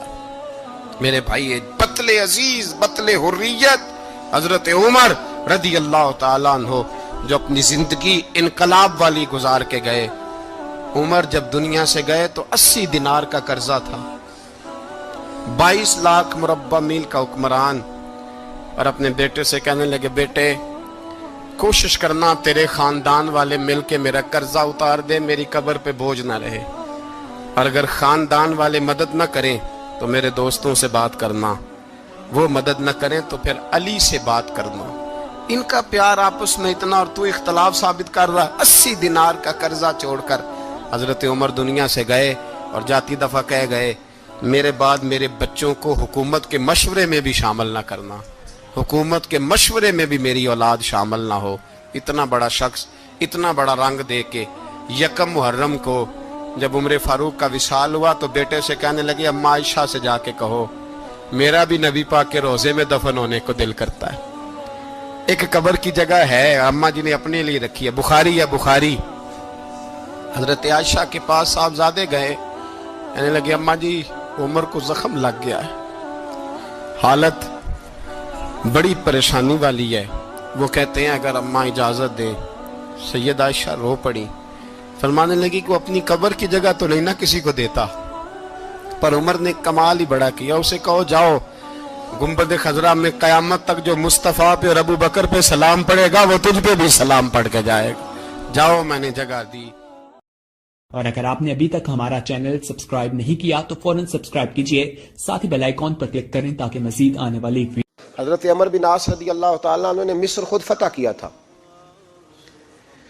خود فاتح تھے. حضرت عمر نے انہیں گورنر مصر بنا دیا. ان کا بیٹا ایک عام آدمی کے بیٹے کو کہنے لگا چلو اپنا اپنا گھوڑا دوڑاتے ہیں بھلا کون جیتتا ہے.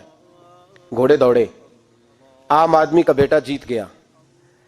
گورنر صاحب کے بیٹے نے درہ اٹھایا اور درہ اٹھا کر کے اس جیتنے والے غریب آدمی کی کمر پہ درے مارے. اس کو جب درے لگے تو بیٹے نے گھر آ کے باپ کو اپنی لہو لوہان کمر دکھائی. باپ کے دل میں بڑی قدر ہوتی ہے اولاد کی. درجے تو لوگ ماں کے بیان کرتے رہتے ہیں لیکن جتنا باپ پیار کرتا ہے اس کا بھی تقاضا کوئی کر نہیں سکتا. والد نے جب دیکھا نا لہو لوہان ہے گردن تو والد چیخے روئے, اور پھر پتہ نہیں اگلے 1.5 منٹ میں اس بچے کے والد کو کیا ہوا, اس نے آنسو پونچھے اور بیٹے کو کہنے لگا میرے گھوڑے کے پیچھے بیٹھ. کہا کدھر جانا ہے؟ فرمانے لگے یہ ظلم کا دور نہیں یہ عمر کا دور ہے. ہاں ایسی بات ہے کوئی جو مرضی کر جائے, بیٹھ میرے گھوڑے پہ. آدھی رات کے وقت پہنچے مدینے اور باہر جا کے وہ آدمی پکارنے لگے, کہنے لگے عمر باہر آؤ, نکلو خوابگاہ سے. جب غریبوں پہ ظلم ہو تو پھر حکمرانوں کو سونے کی اجازت نہیں ہوا کرتی. باہر آؤ. فاروق اعظم آدھی رات کو اٹھ کے آئے, کیا ہوا؟ کہا عمر دیکھ یہ بیٹا جو میں نے اپنے منہ کے نوالے کھلا کھلا کے پالا ہے, ذرا میرے لال کی پشت دیکھ, تیرے دور حکومت میں یہ حال ہوگا. حضرت فاروق اعظم نے کہا جاؤ بلا کے لاؤ فاتح مصر کو. حضرت عمر بن عاص بیٹے سمیت آئے. جناب فاروق اعظم فرمانے لگے مجمع میں کھڑا کر کے, فرمایا کیوں مارا تو نے اس کو؟ گردن جو گئی. فرمایا تو گورنر کا بیٹا تھا اس لیے مارا ہے؟ اس غریب آدمی کے بچے کو کہا درے پکڑ اور گورنر کے بیٹے کو اس کے سامنے مار, اور اتنے مار کے اسے سمجھ آئے. جب اس کو درے لگ رہے تھے تو لوگ دیکھ رہے تھے. تھوڑی دیر گزری تو حضرت سیدنا عمر فاروق رضی اللہ تعالیٰ عنہ نے فرمایا گورنر مصر کو بھی سزا دو, اس کے کپڑے اتروا کے اسے ٹاٹ کا لباس پہناؤ. لوگ کہنے لگے حضور گورنر صاحب کی کیا غلطی؟ سنو اور یاد رکھنا. حضرت فاروق اعظم کہنے لگے اس بچے کے دل میں بات ڈالی کس نے کہ تو گورنر کا بیٹا ہے؟ کس نے بات ڈالی کہ تو چودھری کا بیٹا اور باقی کمی ہوتے ہیں؟ کس نے سکھایا اسے؟ وہ طاقتیں بھی ہم کچھ لیں گے جو سکھاتی ہیں کہ فلانا بڑا ہے فلانا چھوٹا ہے. فرمایا نا، جب کوئی رسول اللہ کا کلمہ پڑھ لیتے ہیں وہ برابر ہو جایا کرتے ہیں. اس کو کس نے سکھایا؟ کس نے سکھایا اس کو؟ گورنر کو بھی. اور پھر حضرت عمر نے تاریخی جملہ کہا حضرت عمر بن عاص کی طرف دیکھ کے، فرمایا جب اللہ نے ان لوگوں کو آزاد پیدا کیا ہے تم نے کیوں غلام بنا لیا ہے؟ جب رب نے آزاد پیدا کیا تم نے کیوں غلام بنایا ہے؟ عزیزو یاد رکھو، جب انصاف کا بول بالا ہوتا ہے پھر کوئی آدمی ڈرتا ہے. یہاں انصاف نہیں ملتا.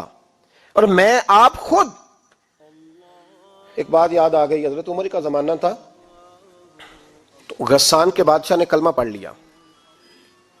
جو لوگ غریب کہلاتے ہیں نا وہ ذرا میری بات پہ زیادہ توجہ کریں، غریبوں کو سنانے لگا ہوں، غریب ذرا توجہ کریں. غسان کے بادشاہ نے اسلام قبول کر لیا اور اسلام قبول کرتے ہی وہ آئے حج کرنے. حج کے بعد فارغ ہوئے تو ایک نفلی طواف کر رہا تھا غسان کا بادشاہ شاہ غسان. آج تو خانہ کعبہ میں بھی وی آئی پی پروٹوکول ملتا ہے، آج تو مسجد نبی میں بھی وی آئی پی پروٹوکول ہوتا ہے. یہاں آ کے بھی، یہاں بھی اور دیکھتے صحیح تو کھڑا کہاں ہے. یہاں بھی پولیس والوں نے بازو پکڑے. سوچو تو صحیح، یہ حال کر دیا تم نے مذہب کا. طواف کعبہ ہو رہا ہے اور غسان کے بادشاہ نے جبہ پہنا ہوا ہے باریک اور لمبا. وہ طواف کعبہ کر رہا تھا تو ایک غریب آدمی کا پیر اس کے جبے پہ آ گیا. جب پیر آیا تو اس نے پلٹ کے غریب کے منہ پہ تھپڑ مارا. جب تھپڑ مارا تو اس غریب نے سیدنا فاروق اعظم کی عدالت میں مقدمہ کر دیا. کہا بادشاہ نے تھپڑ مارا ہے. حضرت عمر فاروق رضی اللہ تعالیٰ عنہ نے بادشاہ کو بلایا. فرمایا تو نے اس غریب کو مارا ہے؟ کہا جناب اس نے پیر رکھا تھا. تو فرمایا پیر رکھا تھا تو کیا ہو گیا؟ تو نے کیوں لمبا جبہ پہنا تھا؟ تجھے سمٹ کے چلنا چاہیے تھا. کہا میرے لیے حکم کیا ہے؟ حضرت عمر کہنے لگے یہاں اسے رات میں راضی کر لے، ورنہ صبح اسی جگہ اسی کونے میں خانہ کعبہ کے سائے میں وہ غریب تیرے منہ پہ تھپڑ مارے گا اور تجھے تھپڑ کھانا پڑے گا.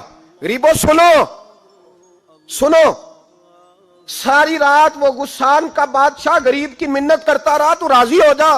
غریبوں تم سے شکوہ ہے، تم 2-4 لاکھ پہ راضی ہو جاتے ہو. غریبوں تم سے شکوہ ہے، تم انصاف ہونے نہیں دیتے. غریبوں تم تھوڑی تھوڑی بات پہ مطمئن ہو جاتے ہو. تھوڑی تھوڑی بات، جتنے غریب تن ہیں لباسوں سے دور دور اتنی ہی چادریں میں مزاروں سے چھین لوں، اور جتنے غریب گھر ہیں اجالوں سے دور دور اتنی ہی روشنی میں ستاروں سے چھین لوں. اتنی تو ہمتیں ہو میری کم سے کم بلند کہ شاہوں کے تاج فقط اشاروں سے چھین لوں. تمہاری زیادتی ہے، تم نے ظلم پروان چڑھایا ہے. جب تم چودھری کے کہنے پر ایم این اے کے کہنے پہ راضی ہو جاتے ہو، تم انصاف ہونے نہیں دیتے. ڈٹنا سیکھو، کھڑے ہونا سیکھو. جب اسے کہا نا راضی ہو جا تو وہ غریب کہنے لگا میں راضی ہو جاؤں اور کل تو کسی اور کو بھی تھپڑ مارے. فرمایا جتنی تیرے پاس دولت ہے لا کے قدموں میں رکھ. ہم دولتوں کی پرواہ اس لیے نہیں کرتے کہ ہم نے محمد عربی کا چہرہ دیکھا ہوا ہے.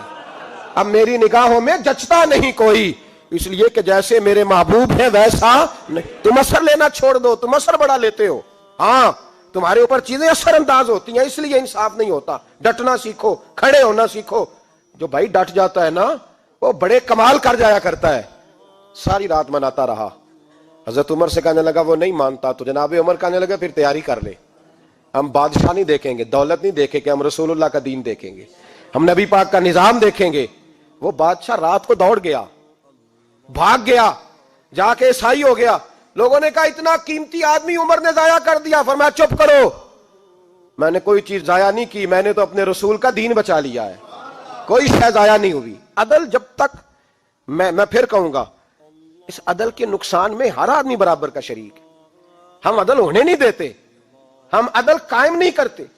ہمارا تقاضا ہی نہیں کہ عدل ہو، ہم اپنے آپ کو عدل کے لیے پیش ہی نہیں کرتے، مزاج ہی نہیں. حضرت علی المرتضیٰ ایک جری انسان تھے اور وہ علی تھے جن پر انسانیت رشک کرتی ہے.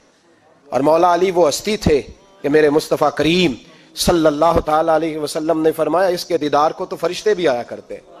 اتنا بڑا آدمی. اور پھر امیر المومنین خلیفۃ المسلمین حضرت علی، خود مولا علی نے حضرت قاضی شریح کو قاضی بنایا، چیف جسٹس بنایا، اپنے ہاتھوں سے تعیناتی کی.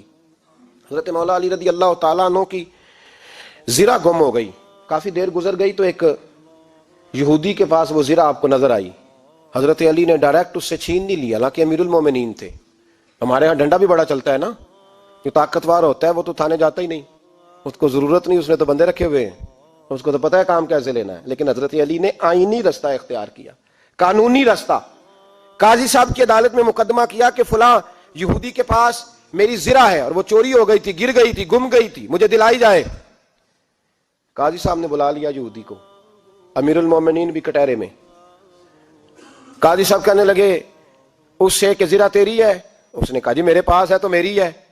قاضی صاحب کہنے لگے حضرت علی سے گواہ آپ کو دینے پڑیں گے کیونکہ مقدمہ آپ نے کیا ہے، اگرچہ وہ امیر المومنین ہے. توجہ ہے بھائیوں کی، سمجھ آ رہی ہے باتوں کی؟ گواہ امیر المومنین آپ نے دینے ہیں کیونکہ مقدمہ آپ نے دائر کیا. تو حضرت علی کہنے لگے میرا بیٹا حسن گواہی دے گا کہ میری ہے، اور میرا غلام کمبر گواہی دے گا. قاضی صاحب کہنے لگے حضور ان کی گواہی درست تو ہے پر میں نہیں تسلیم کرتا، اس لیے کہ بیٹے تو باپ کے حق میں بولا ہی کرتے ہیں، نوکر تو آقاؤں کے حق میں بولتے ہی ہیں، جائیں کوئی غیر جانبدار بندہ لے کے آئے جو گواہی دے.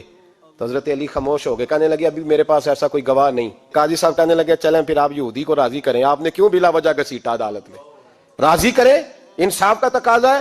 تو حضرت علی قریب گئے، کہنے لگے بھیا ناراض نہ ہونا، زرہ تو میری ہے، ناراض نہ ہونا، میں نے غلط مقدمہ نہیں کیا. وہ علیحدہ بات ہے کہ میرے پاس گواہ نہیں تو میں کوئی بے انصافی نہیں کر سکتا، تو میرے ساتھ چل تجھے کھجوروں کا حلوہ کھلاتا ہوں تاکہ تو راضی ہو جائے. وہ یہودی کہنے لگا میں نے قاضی صاحب کا انصاف دیکھا اور جناب علی کا انصاف کے لیے کھڑا ہونے دیکھا تو میں مولا علی کے قدموں میں بیٹھ گیا. میں نے کہا علی جب تیری یہ شان ہے تو محمد عربی کا کیا مقام ہوگا. میں نے کلمہ پڑھنا شروع کر دیا. دیکھیں نا تقاضا پورا کیا ہے حضرت علی نے.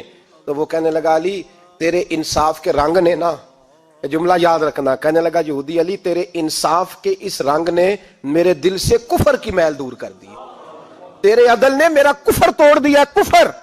لیکن شرط دیکھیں نا، غریب آدمی ابو ایوب انصاری، ماڑے بندے، اب تو پیر اور مولوی بھی گنجائش نہیں نہ دیتا کسی کو بولنے کی. تو سیاست دان تو اللہ ہی کی پناہ، وہ تو پتہ نہیں کس طرح سوتے ہیں رات کو، اللہ ہی جانتا ہے، پتہ نہیں کس طرح اپنے آپ کو مطمئن کر کے وہ زندگیاں گزار رہے ہیں، خدا ہی بہتر جانتا ہے. حضرت عمر فاروق جیسا دلیر اور جرری آدمی جمعہ پڑھانے مسجد میں داخل ہوئے تو جناب ابو ایوب انصاری دروازے پہ کھڑے ہو گئے، کہنے لگے عمر تیرے نوکر نہیں، ٹائم پہ آیا کر، بڑی دیر سے کھڑے ہیں. کیوں دیر سے آیا ہے؟ بڑے جلالی تھے نا حضرت عمر، لیکن وہ جلالی اس وقت تھے جب کوئی ظلم کرتا تھا، اور ذات کے لیے جلالی نہیں تھے. کہا وقت پہ آیا کر، کو ملازم نہیں تیرے. تو سیدنا فاروق اعظم منبر پہ چڑھے اور فرمانے لگے اللہ ابو ایوب انصاری کا بھلا کرے، جب تک اس طرح کے لوگ موجود ہیں کوئی بادشاہ بگڑے گا نہیں، اللہ اس کا بھلا کرے، اس نے میری توجہ صحیح. اور پھر عمر رو پڑے، رو کے فرمانے لگے مسلمانوں معاف کر دو، غلطی کوئی نہیں، میرے پاس کرتا ایک ہی ہے، اور عبداللہ کی ماں نے وہ دھو کے خشک ہونے کو ڈال دیا تھا، غریب ہوں، کرتا دوسرا کوئی نہیں، تو وہ ذرا نا خشک ہونے میں آ کے دیکھ لو ابھی بھی گیلا ہے، مجھے معاف کر دو، میری غلطی نہیں ہے. صحابہ درد کے ساتھ رونے لگے اور کہنے لگے اللہ اس طرح کے حکمران ہمیشہ عطا کرتا رہے. میرے بھائی تو انصاف کا رنگ تو دیکھ، ان تقاضوں کو سمجھنا. یہاں کسی کی جرت ہے بول سکے، طاقت ہے کسی کی، لیکن انہوں نے اپنے آپ کو پیش کیا، سامنے پیش کیا اپنے آپ لوگوں کے سامنے. دو مال غنیمت کی چادریں بانٹ رہی ہیں، سب کو ایک ایک ملی ہے. فاروق اعظم جمعہ پڑھانے آئے تو اسی چادر کا کرتا، اسی کی تامت. لوگ کھڑے ہو گئے، عمر بتا تو نے دو کیوں لی؟ یہ انصاف ہے، یہ عدل ہے، کیوں لی دو؟ حضرت عمر کہنے لگے میرا بیٹا جواب دے گا. عبداللہ بن عمر بولے، کہنے لگے ابا جی کے کپڑے بڑے پرانے ہو گئے تھے، میں نے اپنے حصے کی بھی اپنے ابا جی کو دے دی ہے. دیکھیں نا یہ انصاف میرے نبی پاک نے کیا ہے، صحابہ نے سیکھا ہے. میں اور آپ تیار نہیں، ہم تیار نہیں انصاف کے لیے، ہمارا مزاج نہیں انصاف کا. ہمیں خود بہت سارا آگے پیش ہو کے رنگ دکھانا پڑے گا، اس کے لیے ہماری تیاری نہیں. اس لیے ہم حکمرانوں کو گالی دے کے چپ کر جاتے ہیں، اس لیے ہم وکیلوں کے کہتے ہیں بکتے بڑا ہیں، جج بکتے، یہ باتیں کر کے ہم خاموش ہیں. ہم پیش نہیں کر پا رہے، ابھی تک ہم اپنے آپ کو کھڑا نہیں کر پا رہے کہ ہم سے مطالبہ کرو انصاف کا، کھڑا نہیں. حضرت سیدنا علی المرتضیٰ شیر خدا رضی اللہ تعالیٰ عنہ فرماتے ہیں بدر کے لیے جب جا رہے تھے تو سواری ایک تھی، سوار تین تھے، ایک سواری اور سوار تین. فرماتے ہیں نبی پاک صلی اللہ علیہ وسلم نے فرمایا تین کٹھے نہ بیٹھنا، دو بیٹھیں، سواریوں کو تکلیف ہوتی ہے. قربان جاؤں کیسا رسول دیا ہے جو جانوروں کے حقوق کا بھی خیال فرماتے ہیں صلی اللہ علیہ وسلم. فرمایا دو بیٹھیں. حضرت علی کہتے ہیں پہلے میں اور نبی پاک صلی اللہ علیہ وسلم بیٹھے، اور تیسرے ہمارے ساتھ ابو درداء رضی اللہ تعالیٰ عنہ. فرماتے ہیں جا رہے تھے بدر کے لیے، پہلے میں اور حضور بیٹھے، پھر نبی پاک اور ابو دردہ بیٹھے. فرماتے ہیں پھر نمبر لگ گیا میرا اور ابو دردہ کا، اور مصطفیٰ نے گھوڑے کی لگام تھامی تو حضرت ابو دردہ تڑپ اٹھے، کہنے لگے علی نہ طبیعت مانتی ہے، نہ ادب مانتا ہے، نہ عشق مانتا ہے، تو اس طرح کر، میں تو چھوٹا ہوں. آپ کہیے رسول پاک سے، آپ ہر لحاظ سے بڑے ہیں، آپ عرض کیجئے کہ حضور نہ ادب مانتا ہے، نہ عشق مانتا ہے، نہ پیار مانتا ہے، نہ تقاضا ہے، مہربانی کرے آ جائیں. حضرت علی ہاتھ باندھ کے عرض کرنے لگے محبوبہ ٹھیک ہے باری آپ کی پیدل چلنے کی ہے، پر مہربانی کریں، ادب پیار اور محبت مجبور کر رہی ہے. تو حضور نے فرمایا علی چپ کر، میں عدل نہیں کروں گا تو لوگ عدل سیکھیں گے کیسے؟ اگر میں عدل نہیں کروں گا تو قوم سیکھے گی کیسے؟ مجھے عدل کرنے دے، انصاف کرنے دے. فرمایا چلنے دے مجھے پیدل، کچھ نہیں ہوتا. تقاضا عدل جب تک پورا نہیں ہوتا. آپ یقین کریں میرے اسا کہا کرتے تھے میں عدالت کو عدالت نہیں کہتا، کچہری کہتا ہوں، اس لیے کہ عدالت وہ ہوتی ہے جہاں عدل ہوتا ہے. یہاں تو حال یہ ہے، بتائیے وکیل کو نہیں پتا ہوتا کہ جو میرے پاس آیا یہ غلط آدمی ہے، وہ اس کی حمایت کرتا ہے کہ نہیں، اس کے ساتھ چلتا ہے کہ نہیں، جھوٹ کے ساتھ آخر تک لڑتا ہے کہ نہیں لڑتا. جو گواہ بن کے جا رہے ہوتے ہیں انہیں پتا ہوتا ہے کہ نہیں کہ ہم جھوٹے کی گواہی دینے جا رہے ہیں. تو پھر کیا سارا ظلم حکومتیں کر رہی ہیں؟ معاشرہ بھی تو اپنی ترتیب بدلے نا، لوگ بھی تو اپنا رنگ بدلے نا، لوگ بھی تو طبیعت بدلے نا. کون منتخب کرتا ہے انہیں ظالموں کو؟ عوام. اور پھر اس کے بعد شکوہ بھی عوام ہی کرتی ہے. خدا را تقاضے سمجھو، مزاج سمجھو، طبیعت سمجھو اسلام کی. میرے نبی پاک صلی اللہ علیہ وسلم نے عدل کا بول بالا کیا ہر مقام پر، ہر نقطے پر. رسول پاک صلی اللہ علیہ وسلم نے عدل عدل اور عدل کی آواز بلند فرمائی. کوئی مقام ایسا نہیں. آپ پڑھیے کتابیں، اگر ایک کلمہ پڑھنے والے اور یہودی کا فیصلہ آیا ہے اور نبی پاک صلی اللہ علیہ وسلم نے یہودی کو حق میں سمجھا ہے تو نبی پاک نے یہودی کے حق میں فیصلہ دیا. وہ منافق بگڑ گیا ہے، حضرت عمر کے پاس گیا ہے، لیکن حضور نے فرمایا جہاں جاتا ہے جا، فیصلہ وہی کیا جائے گا جو عدل پہ مبنی ہوگا، جو انصاف پہ مبنی ہوگا. ہماری طبیعتوں کے اندر سے وہ جو جس سٹیج پہ کوئی بیٹھا ہے وہ وہاں بڑا ہے، وہ جہاں بیٹھا ہے وہ سلطنت کا مہاراجہ ہے. وہ کہتا ہے نہیں نہیں میرے پاس سارا کچھ ہے، یہاں تو میں اختیارات استعمال کروں گا، وہ استعمال نہ ہوئے تو پھر دولت استعمال کروں گا.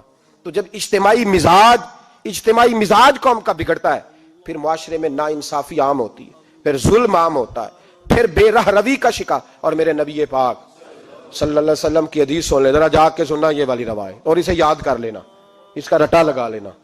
حضور نے فرمایا تھا جس معاشرے میں بے حیائی عام ہوگی وہاں ایسی بیماریاں پیدا ہوں گی جن کا علاج ہی کوئی نہیں ہوگا.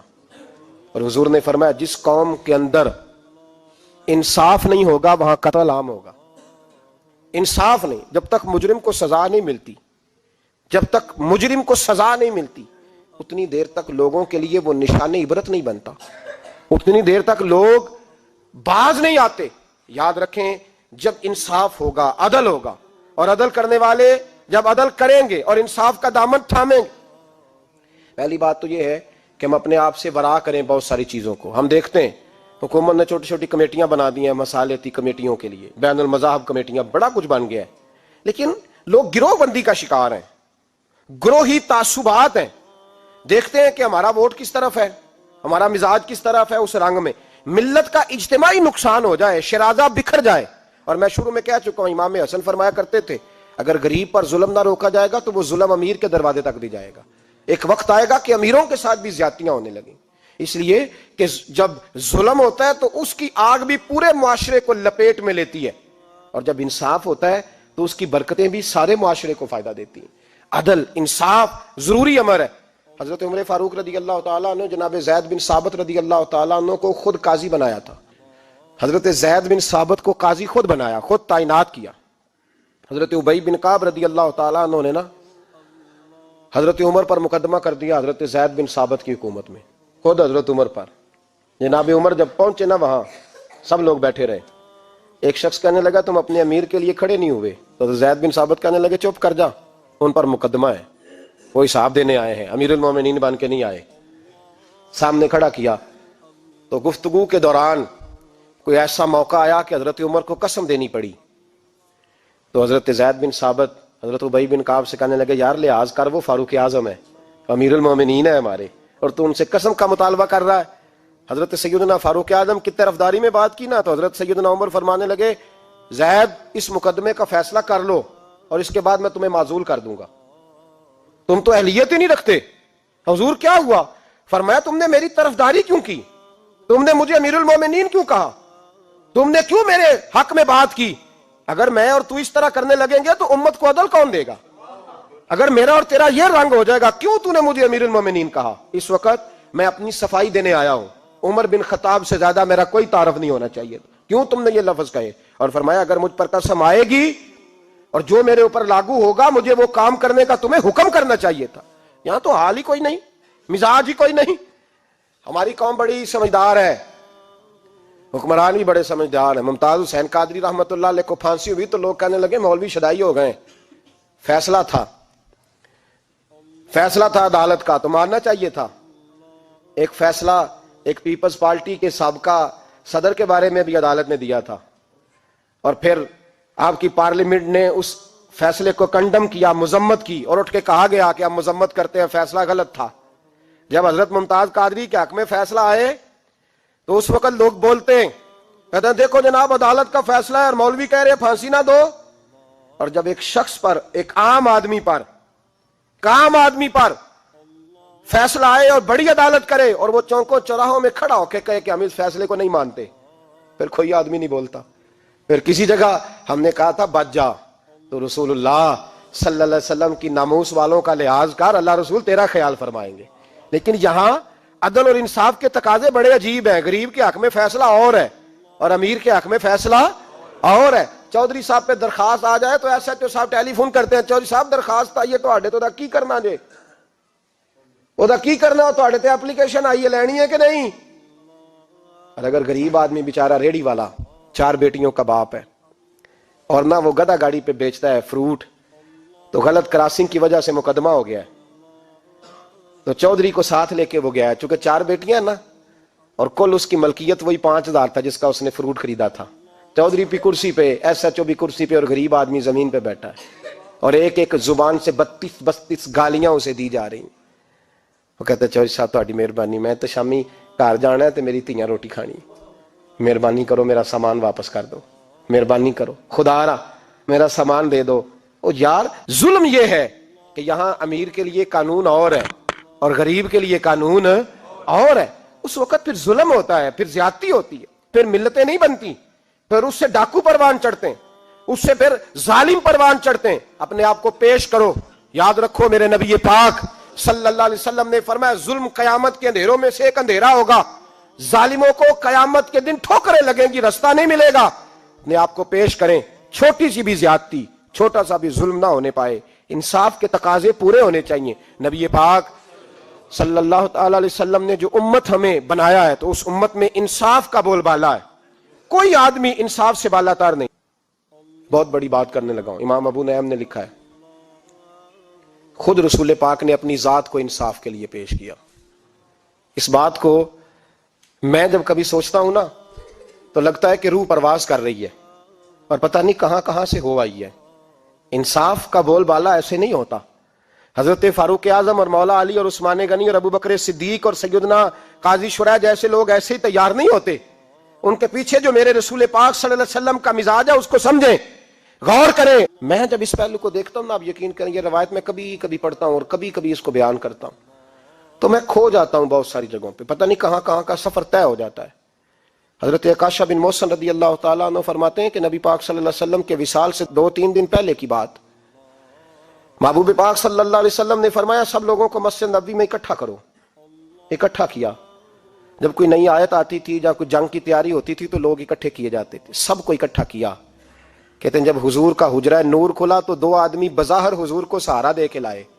इतनी बुखार और कमजोरी है, हुजूर मिंबर पे बैठे और जब नबी पाक बात करते हैं तो हाथ मुबारक पे बज़ाहिर राशा है, कांपते हैं दस्ते अकदस। महबूब ने मजमे पे नजर डाली, फरमाया तुम्हें किसी नए हुक्म के लिए नहीं बुलाया, बस अल्लाह ने अपने एक बंदे को इजाजत दी, चाहे तो दुनिया में रहे और चाहे तो उसकी बारगाह में हाजिर हो जाए। उस बंदे ने पर्दे का फैसला किया है, मैंने तुम्हारे बीच वक्त गुजारा है, तुम्हारे साथ रहा हूं। हुजूर फरमाने लगे मेरी जुबान से, मेरे कौल से, मेरे फेल से गुलामों किसी को तकलीफ पहुंची हो तो बदला ले सकता है। ये नहीं फरमाया माफ कर दो, उठो और बदला लो। हकीकी जमहूरियत थी ना। हजरत अकाशा बिन मोहसन पीछे से खड़े हो गए, बूढ़े आदमी, कहने लगे हुजूर ایک جنگ میں صفیں سیدھی کراتے کراتے میری ننگی پشت پہ درہ مارا تھا آپ نے، بدلہ لینا ہے۔ عجیب ہی منظر بن گیا مسجد نبی کا، آنسو بہنے لگے، لوگ تڑپنے لگے۔ محبوب نے فرمایا بلال جاؤ، فاطمہ کے گھر میں درہ پڑا ہے، لے آؤ۔ حضرت بلال کہتے ہیں سیدہ کے دروازے پہ دستک دی، اماں جی نے کہا کون؟ اماں جی میں غلام بلال ہوں، وہ درہ چاہیے تھا۔ تو سیدہ کہنے لگی نہ تو جنگ ہے نہ جہاد ہے، حضور نے درہ کیا کرنا ہے، طبیعت مبارک تو علیل ہے، بلال ماجرا کیا ہے؟ حضرت بلال رو پڑے، کہنے لگے ایک صحابی بدلہ لینا چاہتے ہیں۔ حضرت فاطمہ نے امام حسن اور حسین کو باہر نکالا، درہ دیا، کہنے لگی بلال آکاشا سے کہنا میرے بیٹوں کے وجود پہ 100 درے مارے، انہوں نے فاطمہ کا دودھ پیا، سی کوئی نہیں کریں گے لیکن حضور تک کوئی نہ جائے، اور میں نے ویسے بھی حضور پر قربان کرنے کے لیے پیدا کیے۔ سیدنا بلال حبشی رضی اللہ تعالیٰ عنہ فرماتے ہیں میں روتا ہوا درہ لیا، شہزادے لیے، اور میں جب حاضر خدمت ہوا نا، حضور کے دروازے پہ داخل ہوا، محبوب پاک صلی اللہ علیہ وسلم نے امام حسن اور حسین کو دیکھا تو حضور رو پڑے، فرمانے لگے انہیں بٹھا دو، مجھے پتا ہے فاطمہ نے کیا کہہ کے بھیجا، بٹھاؤ۔ شہزادے بیٹھ گئے، میرے محبوب پاک علیہ السلام نے فرمایا کاشا کو درہ دو۔ حضرت کاشا کہتے میں درہ لے کے آگے بڑھا تو کسی نے میرا پیر تھاما، جب میں نے نیچے دیکھا تو ابو بکر صدیق تھے، کہنے لگے یار میری کمر پہ مار، حضور کے قریب نہ جانا۔ نبی پاک نے فرمایا صدیق ہٹ جا یار بیچ میں سے آنے دے، کہتے میں ذرا آگے بڑھا تو مولا علی شیر خدا نے میرا پیر تھاما، اکاشا نہ کر، میں نے کہا آنے دو، محبوب فرمانے لگے علی ہٹ جاؤ اسے آنے دو۔ حضرت علی شیر خدا بھی ہٹ گئے، جناب اکاشا قریب آئے، کہا حضور ذرا کمر سے کپڑا تو ہٹائیں، میری پشت اس وقت بغیر کپڑے کی تھی، محبوب نے کپڑا ہٹایا اور جناب اکاشا نے درہ جو اٹھایا تو صحابہ کی چیخیں نکل گئی، رونے لگے اور نہ کرنا یار نہ کرنا۔ جناب اکاشا نے درہ دور پھینکا اور حضور کے وجود کو چومنے لگے، کہنے لگے کس نے درہ مارنا تھا، میں تو جاتے جاتے حضور کا بوسہ لے کے اپنے لیے جنت اکٹھی کرنے جا رہا تھا۔ میرے محبوب پاک صلی اللہ علیہ وسلم نے فرمایا جس نے جنتی دیکھنا ہو میرا اکاشا دیکھے۔ امت کو درس دیا، امت کو درس دیا، پیش کر اپنے آپ کو انصاف کے لیے، آگے بڑھ، پیش کر اپنے آپ کو انصاف کے لیے اور کھڑا ہو جا عدل کے لیے۔ ان اللہ یأمر بالعدل والاحسان، اللہ تمہیں حکم دیتا ہے عدل کا۔ میرے مصطفیٰ کریم صلی اللہ علیہ وسلم نے خود، حالانکہ وہ درہ جو محبوب پاک صلی اللہ علیہ وسلم نے ان کو مارا وہ عمدن نہیں تھا، وہ تو صفیں سیدھی ہو رہی تھی، کہا تم بھی آگے ہو جاؤ، تم پیچھے ہو جاؤ، روٹین ہوتی تھی۔ بھائی میرے محبوب صلی اللہ علیہ وسلم یہ پیغام دے کے گئے ہیں امت کو، عدل کا دامن تھام، انصاف سے زندگی گزار، انصاف کے ساتھ وقت گزار۔ اور اگر تو انصاف نہیں کر، محمود غزنوی بیٹھے، ایک بندہ تڑپتا اور روتا ہوا آ گیا، روتا ہوا، کہا کیا ہوا؟ کہنے لگا حضور میں غریب ہوں۔ اور ایک بات اس طرح بھی ملتی ہے کہ عورت تھی اور بی بی آ کے کہنے لگی حضور میں غریب نہیں ہوں، 3-4 بیٹیوں کی ماں ہوں، خامد فوت ہو گیا، شاہی خاندان کا ایک نوجوان میرے گھر آتا ہے اور میری بیٹیوں کے ساتھ ظلم کرتا ہے، مہربانی ہو جائے۔ محمود غزنوی کہنے لگے تو جا، سپاہیوں سے کہنے لگے بی بی دوبارہ آئے تو میں سویا ہوا بھی ہوں تو مجھے اٹھا لینا، کہا جیسے ہی وہ تمہارے گھر میں آئے مجھے بتانا۔ بی بی کہتی ہے تیسرے دن میں دوبارہ گئی، دروازے شاہی پہ دستک دی تو محمود فوراً نکلے، لباس پہنا جنگ کا، نیزہ، تلوار، تیر، کمان، گھوڑے پہ بیٹھے میرے ساتھ چلے، اور کہتے ہیں جب اندر داخل ہوئے تو وہ نوجوان گھر کے اندر تھا۔ محمود غزنوی نے اندر جاتے ہی کہا جلدی سے چراغ بند کرو، دیا گل کر دیا، چراغ بند کر دیا، اور محمود نے 2 وار کی اور نوجوان کی گردن اڑا دی۔ جب قتل ہو گیا تو محمود نے کہا پانی لاؤ، اور بی بی کہتی ہے میں پانی لائی، 1 پیالہ، 2 پیالے، 3 پیالے، 5 پیالے پی گئے محمود پانی کے، پیتے ہی جا رہے۔ میں نے کہا بادشاہ کیا ہوا؟ تو محمود رونے لگا، کہنے لگا تجھے انصاف مل گیا نا؟ کہا مل گیا۔ تو محمود کہنے لگے یہ میری سگی بہن کا بیٹا تھا اور میری بیوہ بہن کا اکیلا بیٹا تھا۔ جب تو میرے گھر آئی کہ شاہی خاندان کا نوجوان آتا ہے تو میں نے تحقیق کی تو مجھے پتا چلا کہ وہ تو میرا اپنا بانجا ہے۔ میں نے قسم کھائی تھی کہ جب تک تجھے انصاف نہیں ملے گا میں پانی نہیں پیوں گا، پانی نہیں پیوں گا۔ پانی اس لیے مانگا ہے کہ پیاس سے مر رہا ہوں، اور دیا اس لیے بند کیا ہے کہ بہنیں بڑی پیاری ہوتی ہیں نا، اور پھر بہن بیوہ ہو اور بیٹا اس کا یتیم ہو اور اکیلا ہو پھر رنگ اور ہوتا ہے نا، اس لیے چراغ گل کر کے میں نے اسے قتل کیا ہے کہ اگر مارنے لگوں تو کہیں بہن کا چہرہ نہ میری آنکھوں کے سامنے آئے۔ کہیں بھانجے کا تصور دیکھ کر میں اسے چھوڑ نہ دوں. ان اللہ یأمر بالعدل والاحسان. جب تک عدل اور انصاف ہوتا رہتا ہے، معاشرہ سکون سے بھرا رہتا ہے.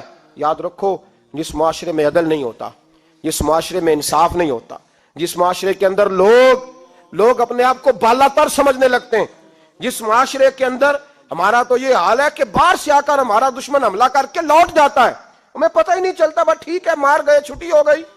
جس معاشرے کی بے حسی کا یہ عالم ہو کہ درجنوں لوگ قتل ہوں. اور میں دکھ سے یہ باتیں کرتا ہوں، دکھ سے. ایک دن نا اخبار پہ 4 قتلوں کی خبر بھی لگی ہوئی تھی اور ایک سیاستدان کی ممکنہ شادی کی خبر بھی لگی ہوئی تھی. کلیجہ پھٹتا ہے بات کرتے. وہ خبر اتنی چھوٹی سی تھی کہ آج ضلع لاہور میں 4 لوگ قتل ہو گئے. وہ خبر اتنی چھوٹی تھی.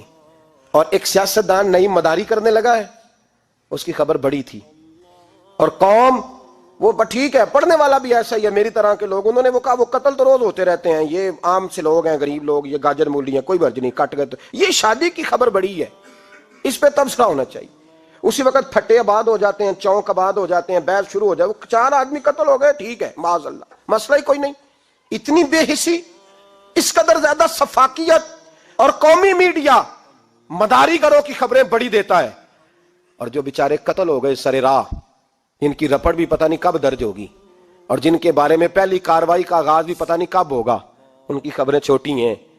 ہم تو اس طرح ہیں جیسے کوئی مداری لگائے گا تو ساری قوم وہاں اکٹھی ہو جائے گی. یہ سنجیدہ قوموں کا وتیرہ نہیں.